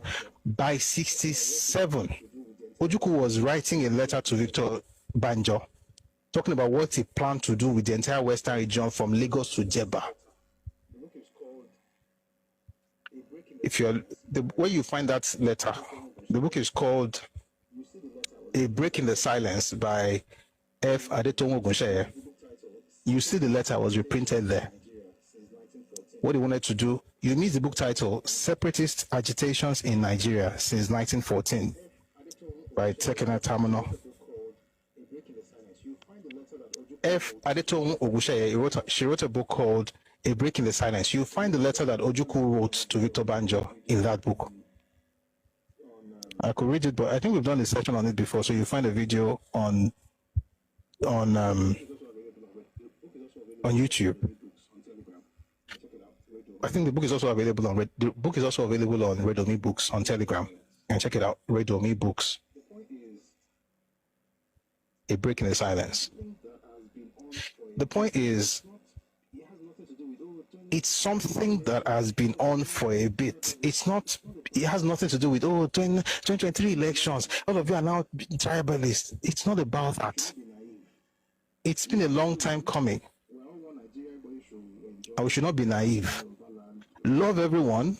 We're all one Nigeria. Everybody should enjoy and thrive in Yoruba land, whether it's Lagos State or Ado-Ekiti, because only Lagos State that people are in Nigeria, or in the southwest. It's only Lagos State in Yoruba land that people have congregated. They are all over the place, and it's fine. It's okay. Live there, do well, thrive, and everything. But that place is not yours. It wasn't, it isn't, it will never be. You are not an indigene, you are not from there, you're not connected by any chance. We bought a house there, it doesn't matter. If you like, go and buy skyscraper in Dubai, you are not a citizen of Dubai. That's how it is in Nigeria. You may be a citizen of Nigeria, but you're not an indigene of any Yoruba land. If you like, build, even Dangote that built refinery is not asking for one. Let alone you that just built a hut somewhere and put AC. All right.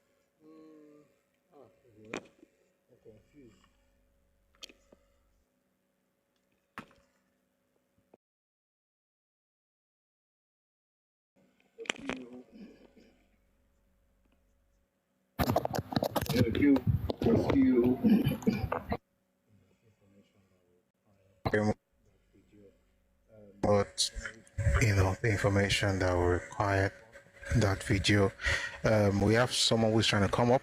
So if you like to, is on YouTube, and also bring up a couple of people on TikTok, and then we'll call it a day. We'll be again tomorrow 4 p.m. Ife time, West African time, and tomorrow we'll be having the game show Redomi Republic. So if you'd like to be a part of it, please go on Linktree/Redomi Republic to register. It's a very simple form. You get to answer questions pertaining to Nigerian history and Nigerian politics, and also Yoruba history and Yoruba culture. So Please just go on Linktree, right? You can just on your browser just type Linktree/Redomi Republic. You find the form there. That's the very first link. Click on it.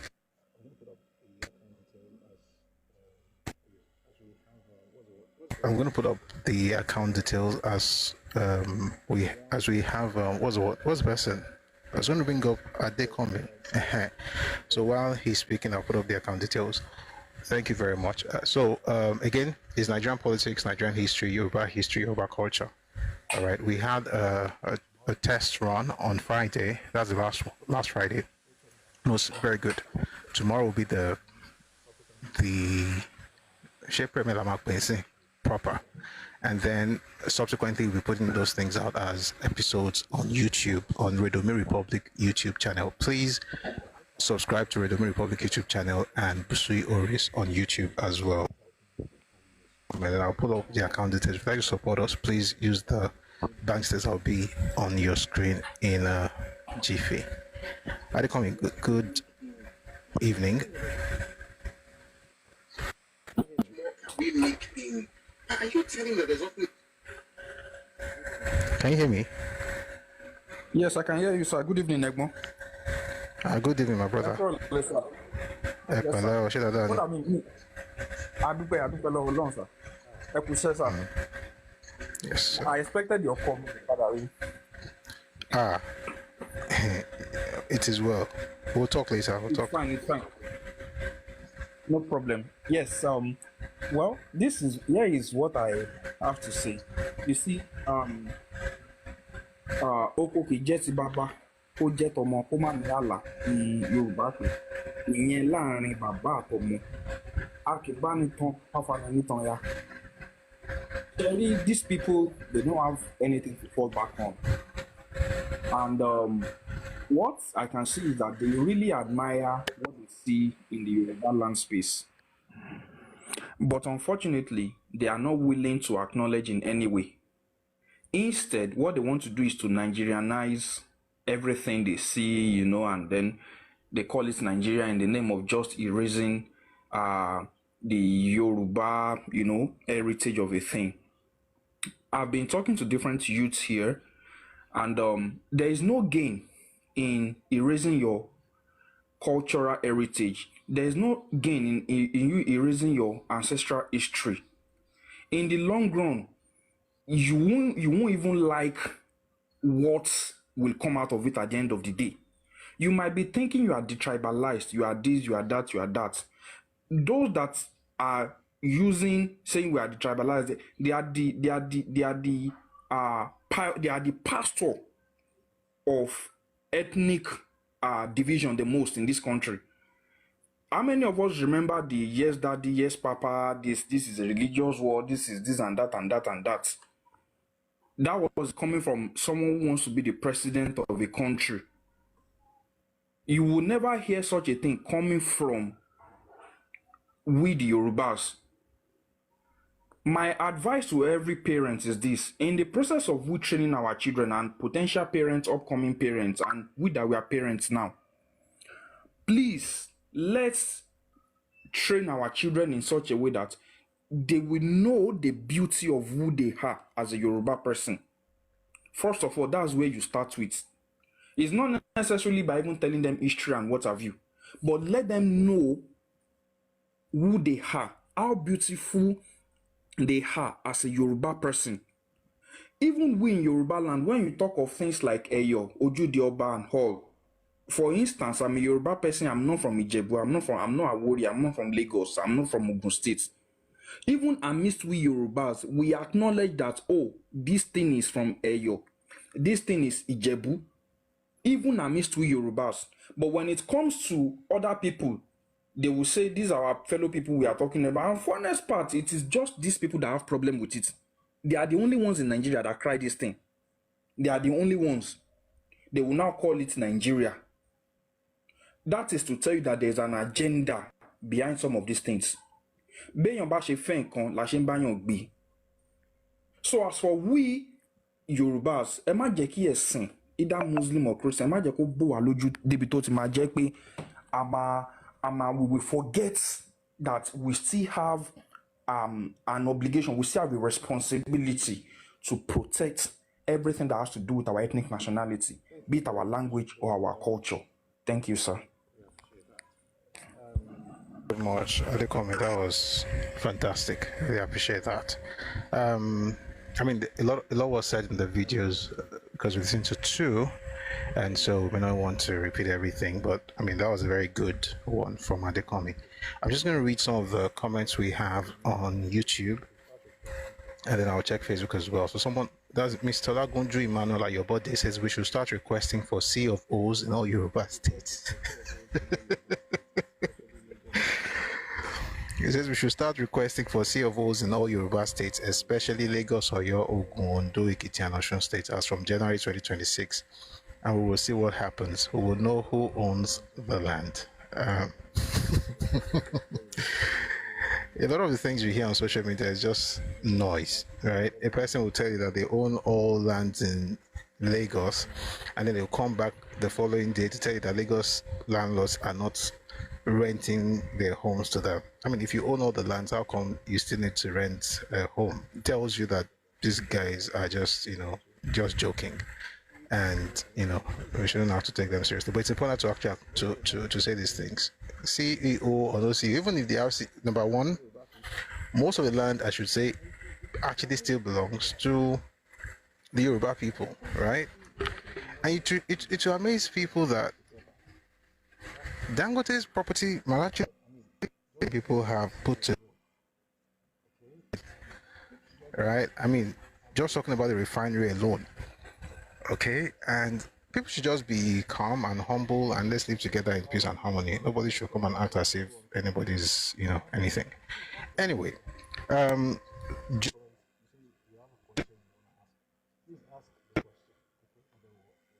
you say you have a question you want to ask.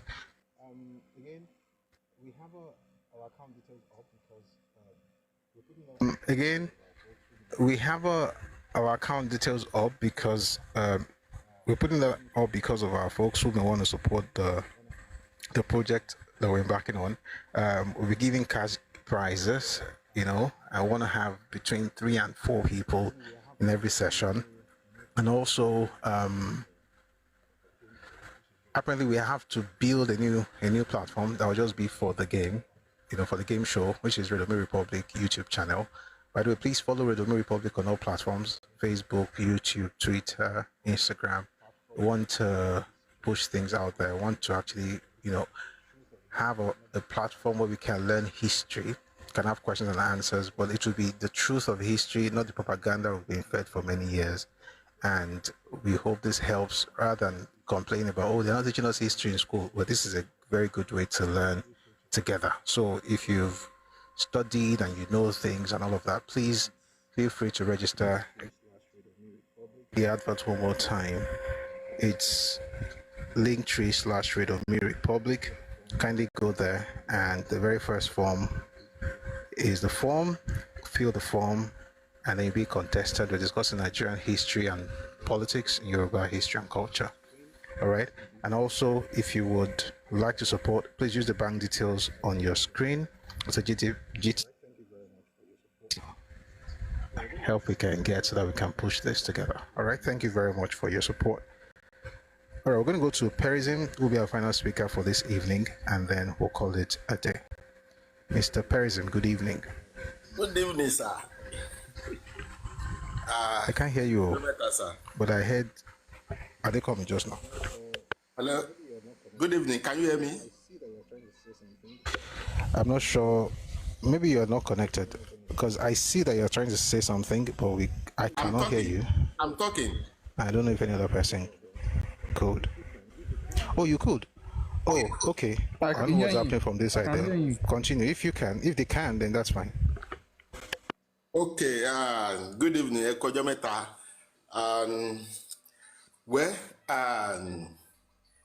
Thank God the consciousness is going now. Cherry issue àwọn Yorùbá máa ń sọ kàn wọ́n ní tí aláǹgbá ò bá lanu àmì tí ògiri ò bá lanu tógiri ò bá lanu aláǹgbá ò ní wọbẹ̀. frequent lórí spaces dáadáa ní orí Twitter, you will know ìyà tí àwọn ọmọ Èkó majorly tí wọ́n kọ sí all these things. They are just negligent about all this. And I can say it authoritatively that àwọn ló gbàgbàkúgbà yẹn jù. Only now wọ́n fẹ́ ṣe documentary rádaràda kan pẹ̀lú Ọ̀yọ́ kan wá máa kan náà fẹ́ ṣe nonsense yẹn. You will see Lagosians, àwọn ọmọ ìsàlẹ̀ Èkó especially, tí wọ́n máa bọ́dá Yorùbá pé kí ló kọ́ wọn pẹ̀lú ọ̀rọ̀ Èkó, kí kan gbẹnu wọn sọ̀hún. I was still in a space yesterday tí yẹn sọ pé ayé gbogbo àwọn ọmọ Oǹdó ò ní dá, ayé gbogbo àwọn ọmọ Ọ̀ṣun ò ní dá, epo ó máa fún ọmọ Ìgbò ní indigenship status lẹ́kọ̀ọ́. They are the one who cause all these things, and through Èkó no fẹ́ fi belittle, no fẹ́ fi denigrate the whole of Yoruba land. They are the one causing all those things. Tí wọ́n bá ṣe ra wọn gírí, all this nonsense, irú kini documentary tó ń ṣe lórí, they will easily pull it down. Wọ́n gbàdá bá ti rí ara wọn tí wọ́n gbàbọ̀dé tí wọ́n allow all these things to fester. What do you want to do? You won't do anything. A guy, the first time I spoke on X, a guy blatantly attacked me. I should go back to where I come from. You are stupid. You don't need you. Since then, I've been trying to avoid that guy on X. All because we are talking, let us be conservative about Lagos. Let us be conservative about Lagos. So all this gbogbo wàhálà tá ń rí lẹ́kọ̀ọ́ yìí, Èkó náà ni most ẹ̀ ti ń ṣẹlẹ̀. Wọ́n bí wọn ọmọ Ìjẹ̀ṣà ni mí, wọ́n bí wọn dá kan wá dán wọn Ìjẹ̀ṣà. Mo relate mẹ́kìtì, wọ́n bí wọn dá kan dán wọn lẹ́kìtì. Wọ́n ní gbogbo kíní wọn sẹ́kìtì. They can't try all those nonsense. But do you notice that? But sorry, do you notice that? Hold on, please. What you're saying now will not even happen in Ikorodu. It will not happen on the streets of Ikeja. Sherry, Ọ̀rọ̀ Èkó yẹn goes back to before independence, and I mentioned it briefly. Sherry, there's this thing of, and again, I have to be careful because I first saw the Nkotoma that I want to walati ko they are. But here's the issue. Especially those, especially the returnees. Especially, maybe we should have a session, because if I want to talk about it, I'm going to have to go deep, so that because if you think about Soleyefe and Tobaje, maybe somebody whose surname is Da Silva or George or something might think that any suru. No, it's not. That's the point. You can't say it that way. There is a way to, Sherry. We have a session to discuss it. Let's do it that way. We'll have a session to discuss it. There are people amongst them who, it's a bit, you're not wrong, but there's a backstory. And I think without that backstory, we might end up fighting amongst ourselves. That's why I don't want to quickly say, but wrong, because wrong. Actually, okay, I'm sorry, the water. Sherry.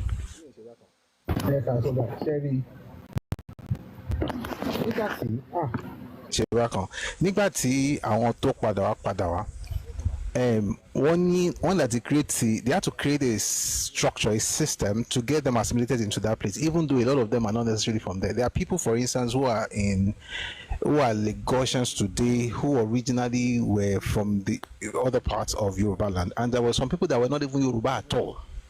Yes, who were Igbos that were returnees from Sierra Leone. Those ones, they're not trying to create a new identity for themselves, right? And that's why you notice that at a particular point in history, you start hearing things like Eko as a separate tribe, even though Okolopo were worried. But here's the issue: during colonial era, Lagos, when the British took over Lagos in 1861, it was a colony of the British. So their status was a bit different from that of every other person in the Northern or Southern Protectorate. They were direct British subjects. They were like an extension of England, and they saw themselves as superior to others. Yeah, if you read the book by Ayondele, he mentioned that one of the problems that Awo had with some folks from Lagos is that they saw no reason to listen to a Yoruba man from the hinterland, because they were the so-called elite, educated elites. And that's a good side. There's a bad side to it. That's why we'll talk about it. But here's the point. The issue is this. Whatever elitist mindset and classist mindset existed in the 40s and 50s and 60s in Lagos City, Lagos Island, is what is being made to, people are making it seem as though it's something that belongs to Lagos State. There's a huge difference between Lagos Island or Lagos City and Lagos State. And some of the things that people can talk about Leko, even Leko yẹn gan láwọn àdúgbò kan tó máa lọ sí Tàfàjì lọ sọ àwọn kan wọ́n máa fún ẹlòmíì gbàjú. Àwọn tó ń sọ̀rọ̀ yìí they are the elites. So nínú Èkó yẹn gan, nínú ìsàlẹ̀ Èkó gan, ó láwọn kan tó lè sọ. Ó lè lọ sọ àwọn kan ní kó kan dídí máa sọ̀rọ̀ bá ṣe wẹ̀ lébùté mẹ́ta. Wọ́n máa ti nani ẹ̀ ṣe léṣe. Àwọn tó wá fẹ́ ṣe bí elitist pé àwa mọ kíní, àwa ti travel, àwa ti ṣe kíní kan. And the funny thing is that ìpánpá rẹ̀ ó lóun pàjá. And tó ń torí ẹgbàwẹ̀ tó ń jọ́ sọ́lọ́ ọ̀pọ̀lọpọ̀ àwọn tó wà níbí yìí. But we are going to have a session to discuss that some other time. But a round up. Okay, thank you. See, what I'm saying today was formed based on what those people usually portray on us, and they are so arrogant about it. Though I have little knowledge about it. Tó bá jẹ́rú ẹ̀yin ló ẹ̀kántà wọn ni, I know you'll be able to speak senses into their head. Last week, in one of them, tẹ́ bá notice dáadáa, they so much detest Awólọ́wọ́ wọ́n fẹ́ gbọ́rọ̀ ẹ̀ sétí. Those people, those certain group, I don't want to, like I said, I don't want to mention them. Wọ́n wà lórí Twitter dáadáa. Don't one particular ọba time yẹn. Kì í ṣọba ọmọ ọba kan bẹ́ẹ̀ ni. Tí ọba ẹ̀ ṣe politics ẹ forú ẹ ti ṣe gbogbo nǹkan tẹ̀ ń sọ yìí ẹ gbogbo nǹkan tẹ̀ ń sọ ẹ mo mọ̀ mí kàn sọ̀rọ̀ lọ bẹ́ẹ̀ ni torí mo tẹ́ bá lọ if you don't go deep it's going to sound as like you are doing Yoruba versus Yoruba. But we'll have a full session to discuss it. But hopefully, the point I'm just trying to arrive at this is this, and it's not just about them, right? And all of us Yoruba people also have to learn this. I also see people, for instance, from different parts of Yoruba land, who also want to appear educated and detribalize and say things like it doesn't really matter. The truth is that for the most part, there are two things going on. Number one, and for the most part, this is the issue for most of us, we are ignorant. We don't really know what has happened, and we don't know our neighbors. We don't know Jack. Number two, there's that elitist thing where we want to act like, regardless of what it is, we have our own plans of how to get things done. Meanwhile, they don't know Jack either. But those ones, at least, they're trying to become like, want to build an America in New York, want to have like a London, without having the basic understanding of the history of New York, of London, and what makes it the way it is. So hopefully, we're going to have sessions to discuss this. I promise that we'll do a session on the returnees. And the funny thing is that the author that I mentioned earlier, to be honest, if we read the book, when we read the book, I'm going to have to be explaining a lot of things because he was brutal. He insulted the heck out of them. It was published in 1974. The Educated Elite in the Nigerian Society by E.A. Ayodele. We read it a while back when we were talking about the ambassador war as well, and we read that last week. So if I can read that part, I can read the other one. It's just that we have to explain it so that it doesn't appear like we're trying to fight amongst ourselves. But there are issues, right? But again, what I'm trying to say is that thing has been transposed from Lagos Island to Lagos State. And now it has also been transferred from Lagos State to the entire Yoruba people, where you have these people want to act like on law school. But I don't want to make it about a particular group. It's like you can say now it's cutting across the entire race. But hopefully we have less of that. Thank you very much. A very quick answer to the person on Facebook. Yes, sir. Yes, we'll be assisting that session. Thank you very much. Okay. Yes, once we are done with how the first. Okay, so we'll do how the First Republic ended, and then we'll do evolution of Christianity in Nigeria, in Yoruba land, and then we'll come to the deluded hybrids. Even the title of the chapter is an insult, but that's what he called it. But we'll do that much later. So Joseph Oluwashogo says, one thing I get to understand is that most of our history in Nigeria is being distorted and less factual to some extent. Why is it like that, sir? Mr. Joseph on Facebook. So here's the dilemma. The reason a lot of history has been distorted, especially from the Nigerian side, from the government side, there are two views to this, particularly about the era Tiwa Latibere.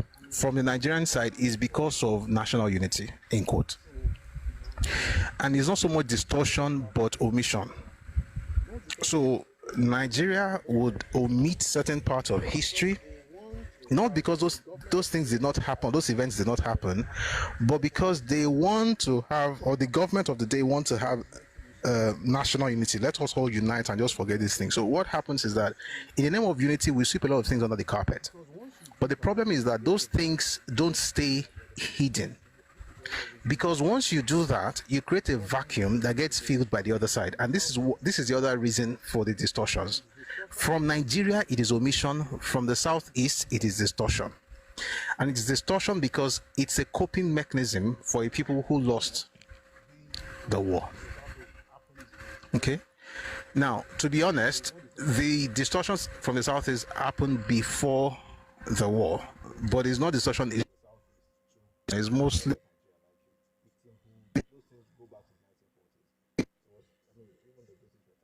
victimhood. Those things go back to the 1940s. It was, I mean, even the British were tired of it. They had to write about it in 47. You know, but when it comes to Nigeria history as it is, especially from the 1960s up to this moment, from the Nigerian side, it's not so much distortion, it's more omission, and it's intentional. There are many facts of history that people just act like, oh, Shelley. But those things are written in books. But the government will not talk about it because they want people to feel like they are one. But that is oneness built on synthetic ideas. There is nothing organic about it. It's not real. It's fluffy. It's just, it has no substance. Right? And they do that because, for instance, they say, no victor, no vanquish. Let's just forget about it. You know, let's just leave that. That's not how to actually undo matters, because the person who actually wronged you, who you are trying to forget about things so that you can please, that person then turns around to say it was actually your fault all along. And that person from the eastern side, he does it in order to actually drive a narrative. So from the Nigerian side, it is omission. And I'm using this too because for the most part in Nigeria's history is this thing about the war and relationship between Nigeria. That's actually that's the point where we have a lot of issues. When it comes to First Republic, for instance, if you read from the northern people, of course, they will say things based on what will make them look good. If you read from the eastern, the same side, the western, the same. So that one is normal, right? All you have to do is just read from all the sides, and then you know what happened. Bro, when it comes to Nigerian history, especially from the war, you know what? Now that I'm saying it, I'm just thinking about it. Even at independence, anything, even before independence, anything from the East is intentionally distorted in order to drive an agenda. And it's an agenda of superiority or victimhood or both at the same time. But from Nigeria, from the Nigerian government is mostly of omissions so that people will not see others as bad, so that we can see ourselves as one Nigeria. But I don't think it's working. So what I think we should be doing going forward is let's tell the truth of what happened, and let's say it with respect. Let's not say it in order to pull anybody down, but let's lay all the facts. For instance, when we're talking about the American Civil War, for instance, nothing is hidden in terms of Nkoto Shele, how it got there, the issue with the Civil War, Abraham Lincoln's role, what happened in Gettysburg, after the war, how it was settled, how nobody got a dime, rather, even in Nigeria, where people got 20 pounds, they're still shouting and crying all over since that time. In America, nobody got a farthing, and nobody's crying about it. Anyway, the point is, the history is, I'm not saying everything in America is also clear. I'm just saying that particular era, we know what happened, but Nigeria will be hiding things. So I think we can't have national unity with so many things swept under the carpet. Those things should be brought out, and thankfully, and here's the beautiful part, thankfully, a lot of things that happened were documented. Right, there are tons and tons of books on just about everything that has to do with Nigerian history. We just need to, research and dig them up, and we discuss those things here again in an atmosphere of respect, not to denigrate anybody, but also don't let respect make you dumb. We are now dumb, mute, quiet because somebody says they don't feel comfortable. The goal is not to make people feel comfortable. The goal is to present your facts as a civilized person, until, of course, the other side chooses to be uncivilized, then they can also collect. All right. A few more. I think Ade wanted to say something earlier. They still have issues with the values, with the years of reconstruction. Consider preventers on TikTok. So when they say years of reconstruction, how would they have issues with the years of reconstruction? So 60, I think it was 68, thereabout. Ukwa Biasika became the governor of East Central State.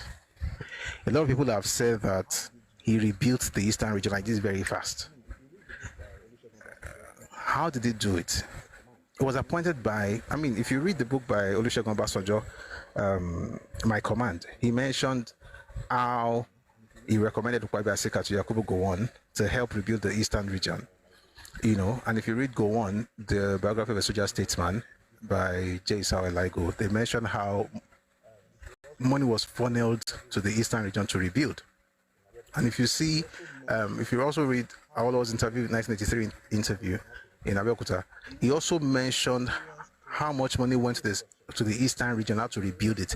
If historians claim, and here's the question, if historians claim that Ukwa Biasika did a fantastic job rebuilding East Central State, then we need to ask the question, if he did a fantastic job rebuilding the East Central State, why are people saying that the place was not rebuilt? That's question one. Question two, if he did a fantastic job rebuilding the Eastern State, where did he get the money from? Those two questions, and I'm not saying that the Nigerian government has done a perfect work in the Eastern region, but you also cannot say they have done nothing of worth.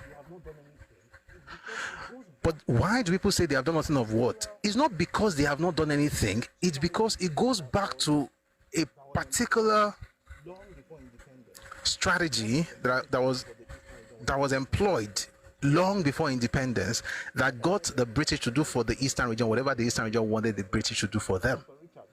And like I said earlier, by 1947, this was January 47, Sir Arthur Richards, who was the Governor General of the time, he complained about it. He said the Eastern region had the least revenue in terms of taxes, but they clamored for more and more of everything, but they contributed the least.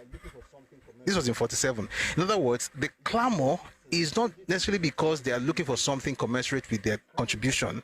It's just because it's a strategy to get what they really want. If I cry enough, just like throwing tantrums like a baby, if I cry enough, my mom will know exactly that she needs to breastfeed. You know, that's how babies think. If you cry, stop disturbing the whole neighborhood. But you see, when you get to a particular age, when your mother looks at you in a certain way, you know exactly what's coming your way without your crocodile tears. So the issue is, folks have been treated like babies, and they've grown and they know that that thing works. If I cry a bit, they will say, look at what they are doing to him, or yeah, feed him, or yeah, give him money. That is what is happening. So reconstruction as a basis of arguments in Nigeria, so they are still killing for reconstruction, it's nonsense. And I'm saying that knowing that there's a particular man that was credited with building or with rebuilding the Eastern region, and he did it very fast. If he did it very fast, how come you are saying he did nothing? If he did it very fast, where did he get money to do it? And he got the money from two major sources, in fact, from one source, but two major people wrote about it. Number one is Gowon, who was the head of state at the time, and number two is Chief Awolowo. And what happened was that Awolowo was the Minister of Finance and was the highest civilian in government at the time. The money that was meant to go to the Eastern region during all this, Ulabalu, the war, right, allocation was already started at the time. He was saving the money that should be going to the Eastern region because, of course, there was no legitimate government. It was war for about 30 months. That's 2.5 years. So it was saving the money for them. And when they appointed a sane person to do this stuff, he took the money and gave it to Ukwa Biasika. They gave the money to the governor of the region. The same thing goes for the 3.5 million pounds that was put in African Continental Bank for Igbo traders, so they'll be able to access loans. And another money was put in Cooperative Bank of Eastern Nigeria by the same government, headed by Awolowo, of course, headed by Yakubu Gowon, but the person in charge of finance was Awolowo. People don't talk about that because it doesn't align with the narrative of they didn't do anything for us. Even the £20 that people were paid, it wasn't a right. There was not like I have a right to collect £20. The American Civil War, nobody collected Shingbai, Shishi. The £20 was more like you guys are going to, be able to move around. Let's just start all over again, and it was not for everybody. There are people I did a video here. I did a video here once. It's quite interesting. Two brothers had different views about what happened. It's actually quite interesting. Thinking about it now. One came and said, "Oh, they did this to us. They gave everybody £20." His own brother, who was the Governor General of Oanese Ndigbo, he had the story to tell that during the war, after the war, Barclays Bank, now Union Bank, called his father and told him he had £6,000. And he collected with interest. And it was that money that his father used to start their company. I think it was transportation business or something like that after the war. In other words, everyone who had money in there were three categories of people when it came to that money issue. Number one were the people who actually had their money in the banks and, they were able to present proof of savings of whatever, like, okay, this is a document. Back then there were no computers, it was ledgers and passbooks. So you showed your passbooks, I had this amount of money, they check it with the ledgers, it's correct, your money is there. And people got their monies back. Contrary to all the things people say, it's just like, that's why I say it's distortion from the East. That's one. Number two, anyone who took Nigerian pound before the first week of January 1967, when a new currency was put out, and the reason was because, oh boy, this thing is going to be long. Okay, let's quickly say it. You see, Ojukwu sent his boys to 3 cities, and they looted central banks in 3 cities, in Benin, in Port Harcourt, and in Calabar. Right? He stole all that money. When he did, the plan was to use Nigerian money to buy weapons abroad. They caught wind of what was happening, and Awolowo said, "We've got to do something about this." He didn't tell anybody. You will find this in his own. In fact, those 2 books I mentioned earlier, Go On, the biography of a social statesman, and Awolowo's interview in 1983. He told no one. He spoke to Go On, and I think 1 or 2 other people in that space, that they are going to have to do something in January. They had the conversation I think in December. So they changed they gave about a week for people to exchange that money.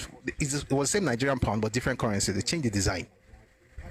And they did that in order to frustrate the thief who had stolen Nigerian money in order to buy weapons to fight Nigeria.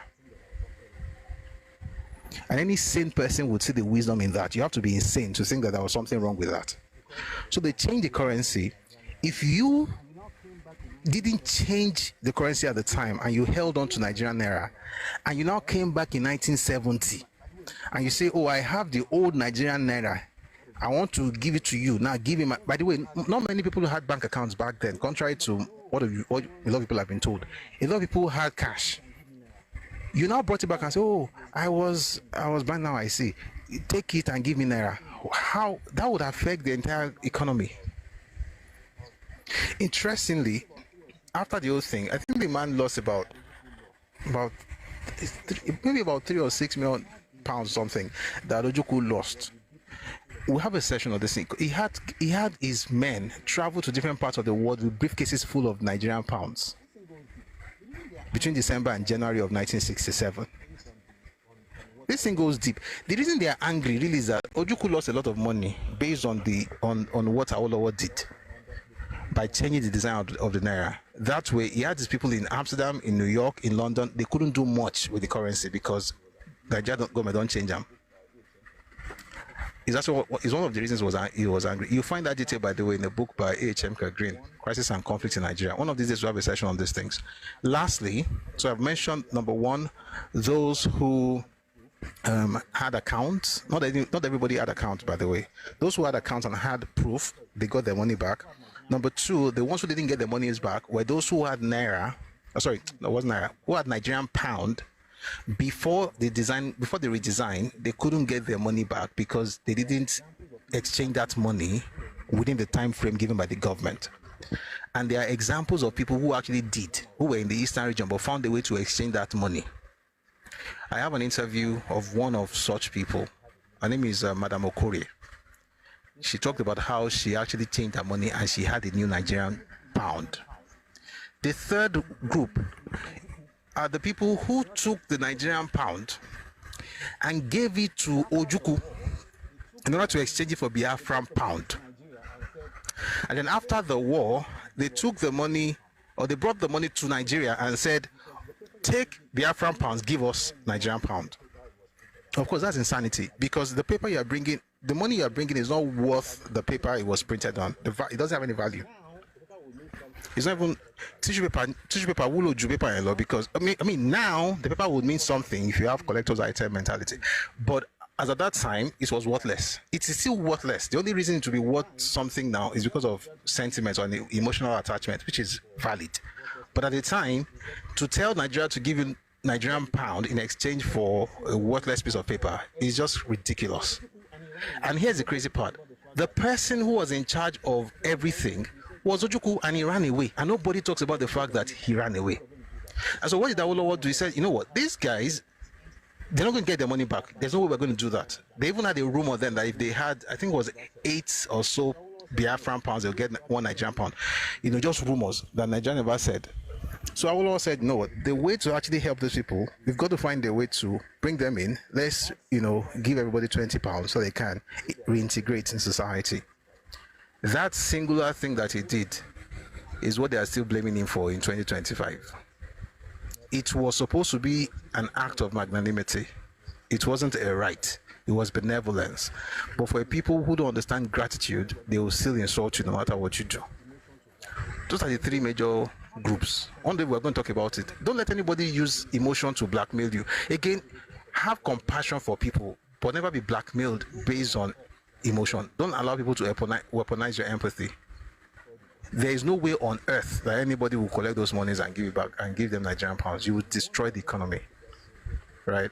And to make matters worse, even the CBN that they were shouting about, I think one day I talked about it. There was the governor of the central bank at the time, Sylvester Ugo.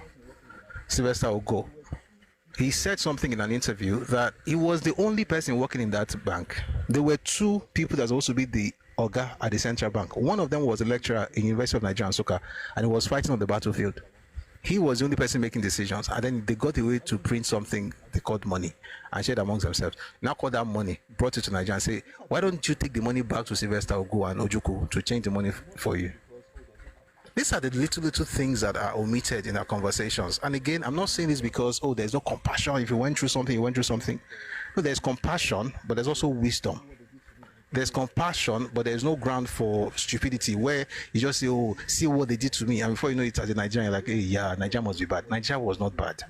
If you really think about it, Nigeria's civil war, the way it was, the way they fixed it, I think we should have sessions on this thing again. So we can appreciate, I mean, they were not perfect, but our fathers did their best. They were not perfect, but they've been made to look like demons, like they did nothing. If you really study what happened, people should be worshipping Gowon. He was not a perfect person, but he is a lot better than what they're making him out to be. How people were raising money and clothes and food, even in Yoruba land, for folks in the East, to get them back, you know, get them situated. How people got back to Yoruba land and got their monies back. Homes, houses that people abandoned in Yoruba land and ran away, when they got back, some of those houses were refurbished by their neighbors. E.g., what Balogo Shubomi, Otumba Shubomi, what he did for Alex Ekweme. It's not a lone example. There are many examples of such all over Yoruba land, where the house was empty and they will refurbish the house and rent it out to others. They will collect the money. I remember a particular example that somebody told me of, I think it was of his dad, that when the Igbo person returned to the western region, the father said, you know, you can't go to your house now. And the reason is because we already rented your place, the house. This is the money. So you might you have to wait for maybe another, the money will soon expire, and then you have to now move in. And the rent was given to him. There's another example I read of a lady who told me about the mom. A man who was a tailor had hidden his tools, right, machine and all kinds of things with the mother before he ran away. When he got back, the mother went somewhere, opened the place up, and brought out the machine the exact way he left them, and he was crying because he didn't even expect to see those things after 30 months. People don't talk about the goodness of Nigerians, especially Yoruba people, to the Igbos. It's always, why did they give us 20 pounds? The 20 pounds they gave you was not even your right. We're going to have sessions where we actually talk more about these things, because it's important to highlight what happened in the West, especially in the western region. Was it not? We have videos of Yoruba men saying the Igbo should come back. Great mistake. Because we also have videos of Port Harcourt men saying the Igbos must ever return. I have those two videos. And not just those two videos, we have many references. We know what happened to properties in Port Harcourt, Igbo properties. We know what happened to Igbo properties all over Western region, in Lagos, in Ibadan. We know those stories. How come nobody talks about it? You just want to push the narrative of they did this to us, they did this to us. I'm like, who did what to you? And ask the person who is saying they did something to you, say, what really happened? The next thing you're going to hear is that you're a bigot. In other words, there's no basis for what he's saying. He just needs to push that narrative because it tugs at your heart. You've got to show empathy for a human being. And you should show empathy for a human being, but nobody should weaponize your empathy. And as soon as you say you cannot weaponize my empathy, then you become a tribalist. Guess what? We don't care. Someone says on Facebook, Emeka Ojukwu was and still is a criminal. His people are crying everywhere. But these same people robbed the Midwest Bank, took millions of pounds and gold and no compensation. And they killed Festus Okotiebo, but we are not crying. Yet Obafemi Awolowo of great memory gave them 20 pounds after Ojukwu scammed them of their money. Us Uyi on Facebook, you are very, very correct. And that's why I said it before. What made me start talking about the Civil War? I mean, I've known things for a while. I just don't talk in public about things. We just talk Jesus and Bible. But when people start insulting your Bible, I started speaking up. But I wasn't talking about Nigerian history. The day I began to really get deep into talking about, I mean, I've read these things, I knew them, but I just kept it. The reason I began to read the books outside was when Ohaneze Ndigbo, was this year? Ohaneze Ndigbo said that Nigeria must pay them reparation of 10 trillion naira. I was like, say what? 10 trillion guinea? In other words, you are not done with, you are done with the former generation. It's now my own generation's turn. And what happened with the former generation? If you read the book by Matthew Hassan Kuka, the book is called Witness to Justice. I read it one day like that. One day I'll read it again on the live. They gave Oputa panel, right, what they wanted, and they asked for a lot of things. But one of the things they mentioned was that Nigeria must pay them reparation worth 8.68 trillion naira. This was in 1999-2000. I guess they factored in inflation. It became 10 trillion in 2025. What do you think is going to become, in another 20 years? 15 or 20 trillion? No, it will never happen. We have to have conversations that make sure that never again will they be able to open their mouths to ask for reparations. Because you know what? If you really think about it, the region that should be paying the rest of Nigeria reparations forever is the Southeast. One day we'll talk again about what happened in the Midwest. How people were killed, how concentration camps were built, how banks were looted, how people's cars were stolen and sent to Enugu, and houses were looted and places were robbed. Nobody talks about it. Who is going to repay those ones? Who will pay reparations for people in Warri, in Sapele, in Ugeli, in Benin, in Asaba? Who is paying for those things? Who is going to pay people in Abonema, in Degema, in Port Harcourt, in Ednoin, in Ikorokbo, in all those parts of Akwa Ibom, the part they called New Owerri, where they were changing people's towns and their names and their roads to Igbo names? let all of us just be one Nigeria, enjoy grace and celebrate grace, and it is where we are all great country, and that's what our fathers thought they were doing. If we don't talk about these things, we'll raise a new generation of Nigerians, just Nigerians, not knowing that the person that will blackmail you is just looking at you like, hey, Tim Koko. Now we know. And by the way, rounding up, if people are really angry with what happened in the past, they really need to find a way to get to Ojukwu. Let me tell you something that is... You know, Ojukwu ran away in 1970. While he was away, he was in talks with different people. There's something that has not been put out there.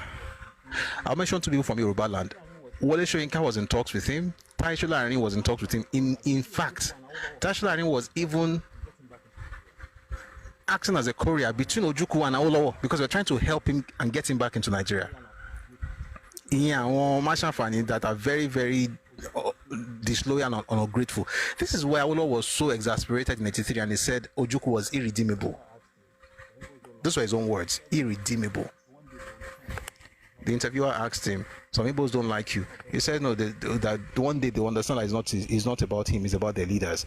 But you know that some of them, he doesn't want to mention their names because many of them are still redeemable. But Ojukwu was irredeemable. Those were Awo's words. Anyway, while they were doing all of that with this man, somehow they were able to get him the pardon he wanted. 12 years after he ran away, he returns to Nigeria to a hero's welcome among the people that he left. They still call him Buruburu today. The one who ran away is the Buruburu, but the one who helped them while the other one ran away is the enemy. That's not where it ends. What if I told you that every single property that belonged to his father that was confiscated by the government, Ojukwu got everything back? Everything. If you read the book by Wole Soyinka, the book is called The Open Sore of a Continent.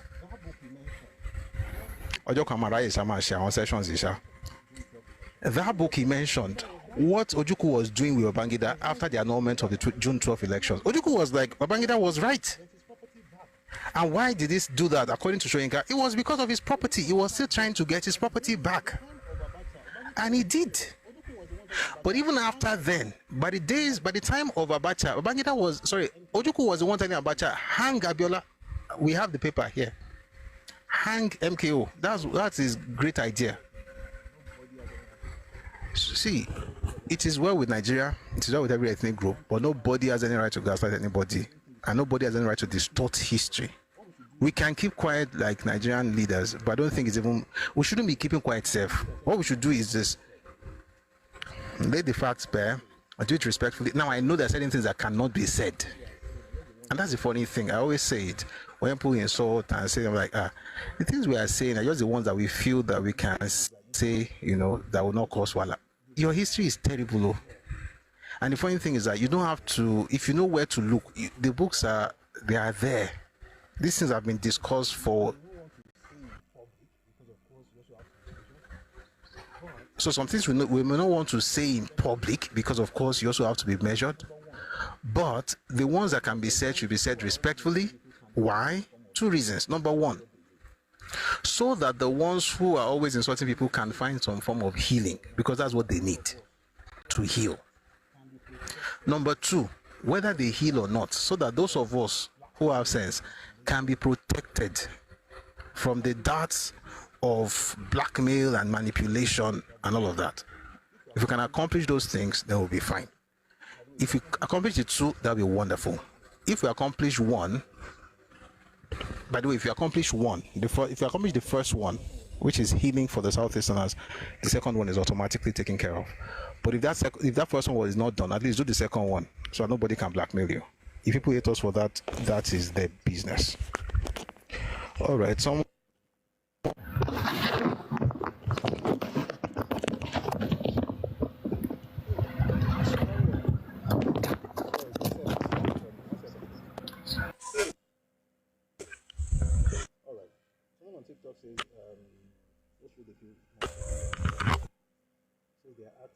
says just read a few more stuff before we go.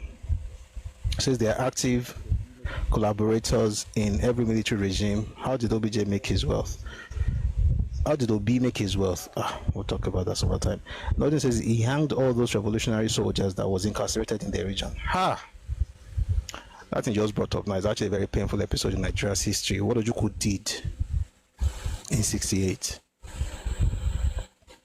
Well, 68 or 67, and how he killed those people. We did a video on it here. It's on the YouTube channel on Victor Banjo, how Ojukwu ended him.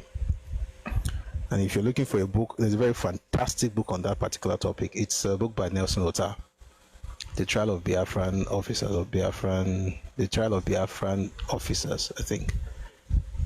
Ojukwu, it is well. You know, some people, let's just say it is well because they are dead, but it's not because they are useful. All right.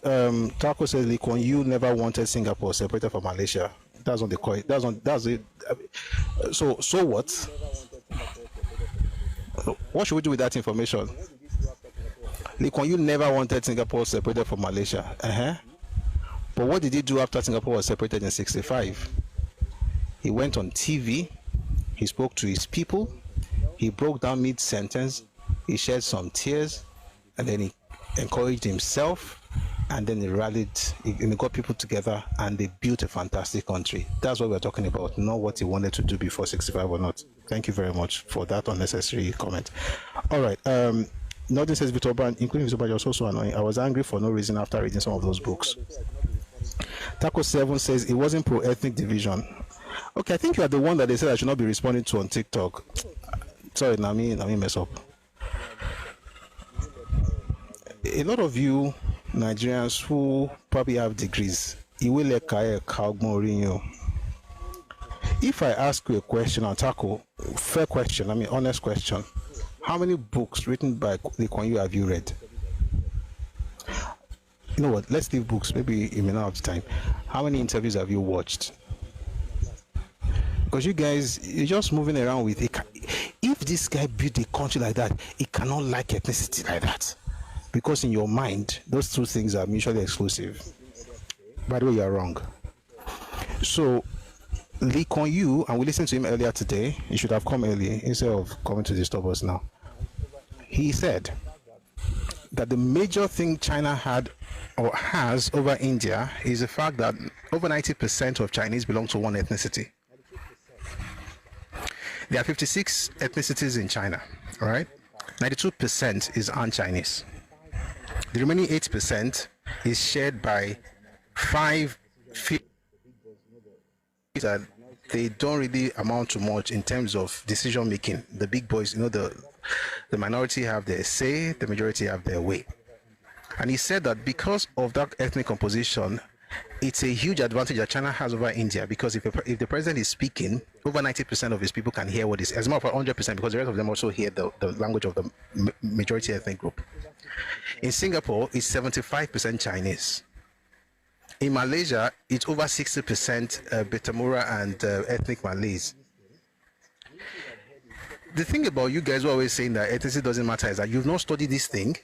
The only thing you have heard is talking points from unitary people from the southeast. So Taco, just sit this one out. Since you did not hear when we started, we'll talk about it. Join us early next time, and then we can do this together. Tell me one country in this world. Let me give you one. Let's even do this experiment very quickly so that we can go. One country in this world that is multi-ethnic and it is not governed based on ethnicity that is successful. Give me one example. A country that is multi-ethnic and the government of that country is not based on ethnicity and that country is successful. Give me one example. Taco.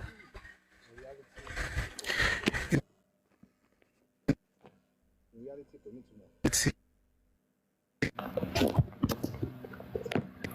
see Konitumo. You can have homogeneous countries that are not working, but you don't have heterogeneous countries that are working without recourse or without a structure that plays to the heterogeneity. And that's why you don't see any African country doing well. you're looking for the one major reason why African countries are not doing well is because the countries are so, number one, there's no single country on the entire continent of Africa that determined its own borders. We have 54 countries. Not one of our countries determined its own borders. Not one. Think about it for a second. Not one. We have countries that are made up of several nations that have nothing to do with each other until the colonialists came and said, all of you are now one country. And for the most part, in many of these countries, you don't even have one clear majority. You have small examples like in Ghana, for instance, where you have the Akan who are the majority, but it's not like they're doing better than most. The truth is, these were nations that had nothing to do with each other before the colonialists.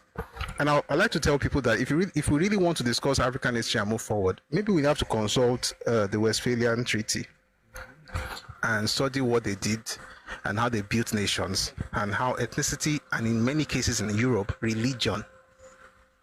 Because what led to Westphalia Treaty was actually something between the Protestant and the Catholic. And for those who always shouting, oh, can you come, it doesn't really matter. It matters everywhere in the world. And lastly, I should say this. Think about it, Taco. In the history of America, America has been existing for more than 200 years. Let's do this last exercise. Everybody, let's do this thing together. Across our platforms, whether you're on Twitter, on Facebook, or YouTube, or on TikTok, or Twitch. Question for all of us. How many Catholic presidents has the US had since independence? We've discussed it here before, so I'm sure some people here will remember. How many Catholic presidents has the US had? This should be a question on the Radio Me Republic. Oh, Jesus. The question I'm even asking is, we should be having it. We should be having this question during Radio Me Republic so that you can use it to make money. Okay, nobody's answering, so I'll keep it. We'll keep it on. Yomi, she's a doctor. She's a doctor, Isha. Ẹ̀yin was our kojameta. Ekale. 2. Doctor is correct.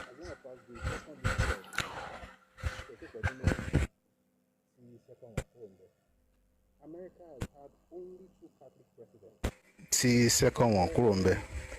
America has had only 2 Catholic presidents in all of the years of its existence. And we should ask why. The reason is simple. I discussed a particular, I brought about 2 or 3 books on this topic some time ago. The concept of WASP. WASP. White Anglo-Saxon Protestants. Those were the people who formed the United States of America, and they designed, everything about it, including its laws. They were white, they were Anglo-Saxons, and they were Protestants. And that is their quote-unquote tribe. Even if they came from different parts of, the world later. Excuse me. Although other Europeans joined them much later, right? But the core of America is white, it's Anglo-Saxon, and it's Protestant. Whatever you see is what came up much later. At the very core, they know exactly who they are. And that's why, when you look through their history since 1776, America has had only 2 Catholic presidents. The first one was in the 1960s, JFK. The second one was Biden. If you think these things don't matter, how come in a country like that, when we were Catholic to Ambela Tojoy, how come they didn't have any? How come America has never had a female president? America will go anywhere telling you about the Kinikon, women are this.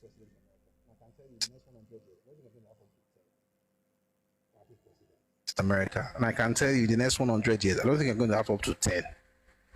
Catholic president. Why? The very philosophy of that country, they built it on something. We need to have elevated conversations in Nigeria. Instead of all these motivational speeches, we can do it. You can't do anything. Because to begin to centuries to build cultural identity. And when they started America, they already had that cultural identity that they exported from. Still had that cultural identity that they exported from England on the Mayflower, and then the other guys that joined them later. They already had that one before they gathered. They were whites, they were Anglo-Saxons, they were Protestants. That was the bedrock of what they were building. Just We already have our own structure. We are Omoluabi. That is our own foundation. So deities, we even have that Omoluabi ethos. It took centuries. building. System will take centuries. There's no way you are doing it in 50 or 100 or 200 years. Centuries. People don't like the truth. Unless you want to 50 or 100 or 200 years. start a new country with your own group as everybody. That's the only other way. If you're talking about organic growth, it takes centuries to form identity. And that's why Americans are not trying to form a new identity all over again. They formed a new identity based on what they had going for them, which was white, Anglo-Saxon, Protestant identity. And if you think this is like, just go on Google right now. Let me see if I can find it right here. Very quickly. I'll see if I can recommend. That's why there's no single country in this world that is heterogeneous, in other words, has multiple ethnicities, and the governmental structures of those countries do not recognize the diversity of those ethnicities that succeeds. Not one. You won't find any. Even Canada that just has two. They have to understand that Quebec is French, this other place they are English, and everybody will do what they want to do in their spaces. That's the only way it works. Not all this motivational, we can do it. You can do it if you wait another 10 generations. Number, I want to find just a couple of books. Please look for this book online if you can. 2 books actually. The first one is Wasps. WASPS by Michael Knox Gerard. Michael Knox is KNOX. Michael Knox Gerard. Michael Knox is KNOX. Michael Knox Gerard. The second one is Flight of the Wasp by Michael Gross. Please listen to those. If you can, read those books. Let me tell you something. You don't even have to read more than one chapter for you to understand everything I've been saying, at least to a particular degree. Nigeria has no culture. Apart from football, jollof rice, and the capacity to go through suffering because of military regime. That's our culture. Football, that's soccer, jollof rice, and we know how to suffer. We know how to adapt. But that's not culture. That's just circumstantial habits, right? Adaptability. That's it. Soccer, jollof, and adaptability. That's all. Yoruba has a culture. So what should Yoruba do in Nigeria? It's not even about breaking out of the country. Because it's not just a Nigerian problem, it's an African problem. Look across the continent. Does it not make you feel like there's something wrong with black people? I saw one this afternoon. The person was writing something. I said, it's something about being black. And I understand. I'm looking at the book on my shelf right now. A book was written by Matashi Molowo. What is wrong with being black? You have been put in a cage that you did not create for yourself. You don't even know how to get out of it. You're just fighting among yourself and calling it tribalism. Instead of you to actually understand, like, see, the person who even organize your countries in his own country, we get 4 nations, he not talk, say all of them are one. He say the Scottish, they be one nation. The English, they be one nation. Welsh, one nation. Northern Ireland, one nation. He not say all of us are one. He understands. And I'm not talking about regional system. I'm not talking about regional system. This is not regional system. This is ethnic nationalities. That's why I love the speech at the Southwest Summit yesterday. Yoruba is a nation. You don't require sovereignty to be a nation. So when we have these conversations, it's not about tribalism, it's about understanding. And that's the only way. The only way. You know, I don't like to say one way because it looks like there's no other option. But the truth is, please, we can also score this. If you have any other option, please feel free to share it because anytime you're ready. There's no other option. If you want to grow, if you don't want to grow, we can continue to do what we are doing for the next 100 years. We'll be happy that we are one, but we'll never move forward. But if we want to grow, we'll say, listen, we are different, but we're one country. So we're going to restructure this country based on our differences. We're going to unite on things that matter, maybe like a project or whatever. And that's it. That's how UK works. That's how Canada works. That's how Belgium works. That's how Switzerland works. That's how countries that have autonomy, that's how they work. Not all these motivational speeches and so on. Back at the 90s. Anyway, we have to go now. Thank you very much for being part of today's conversation. We stayed longer than I thought we would because we had questions, and I hope you had a good time being part of the conversation. Nigeria will work in our lifetime, and hopefully those of us who are listening to this, like I always say, some of you will find yourself in rooms where conversations like this are being held. And some of you will be sitting at the table to decide what will happen going forward. I pray that you remember these things, that you will be the one, we all, right, will be the ones that bring the solution that we always need, so that we actually go and reach this level of just complaining and bickering amongst ourselves. It's about time we actually move forward.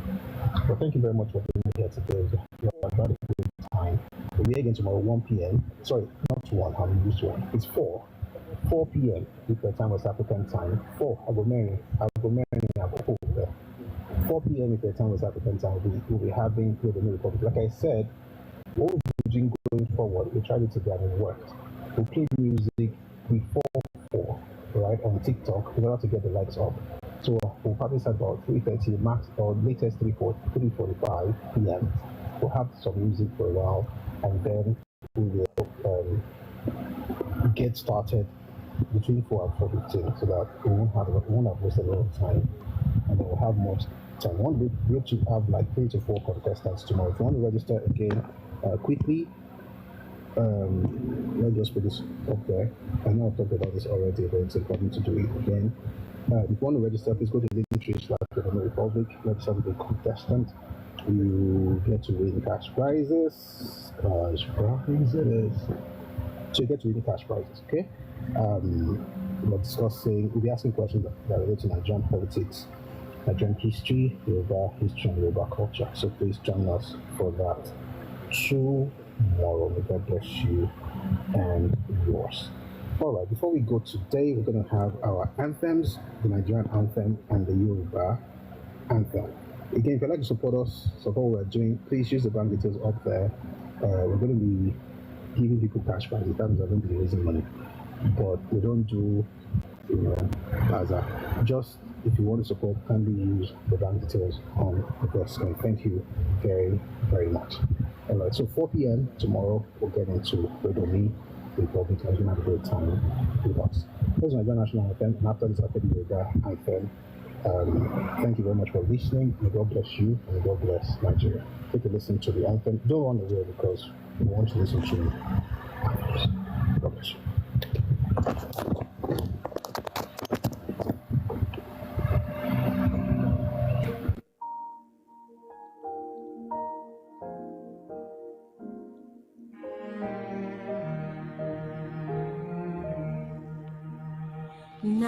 Nigeria, we hail thee, our own dear native land.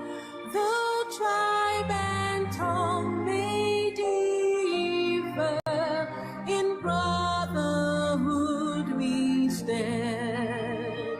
Nigerians all are proud to serve our sovereign motherland.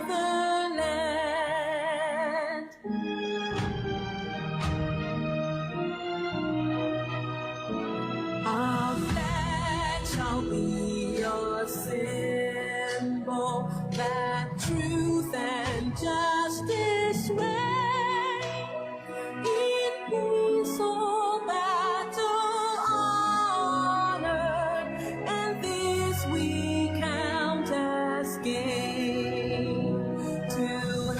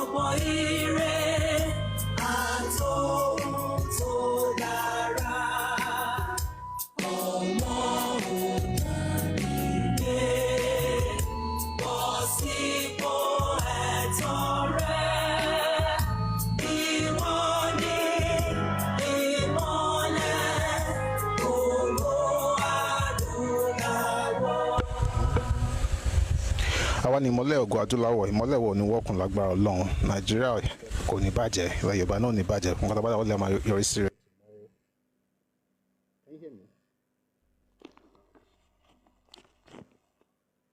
Thank you very much for being part of today's session. Thank you very much for being part of today's session, and we're going to have a great time meeting tomorrow again at 4 p.m. if the time was African time, and Nigeria working our lifetime, and we will be the solution to the problems we have been highlighting. May God help us to be the ones to solve them. God bless you, and have a lovely evening. Again, see you tomorrow 4 p.m. if the time West African time. Nordin, thank you, sir. God bless you. Bye bye.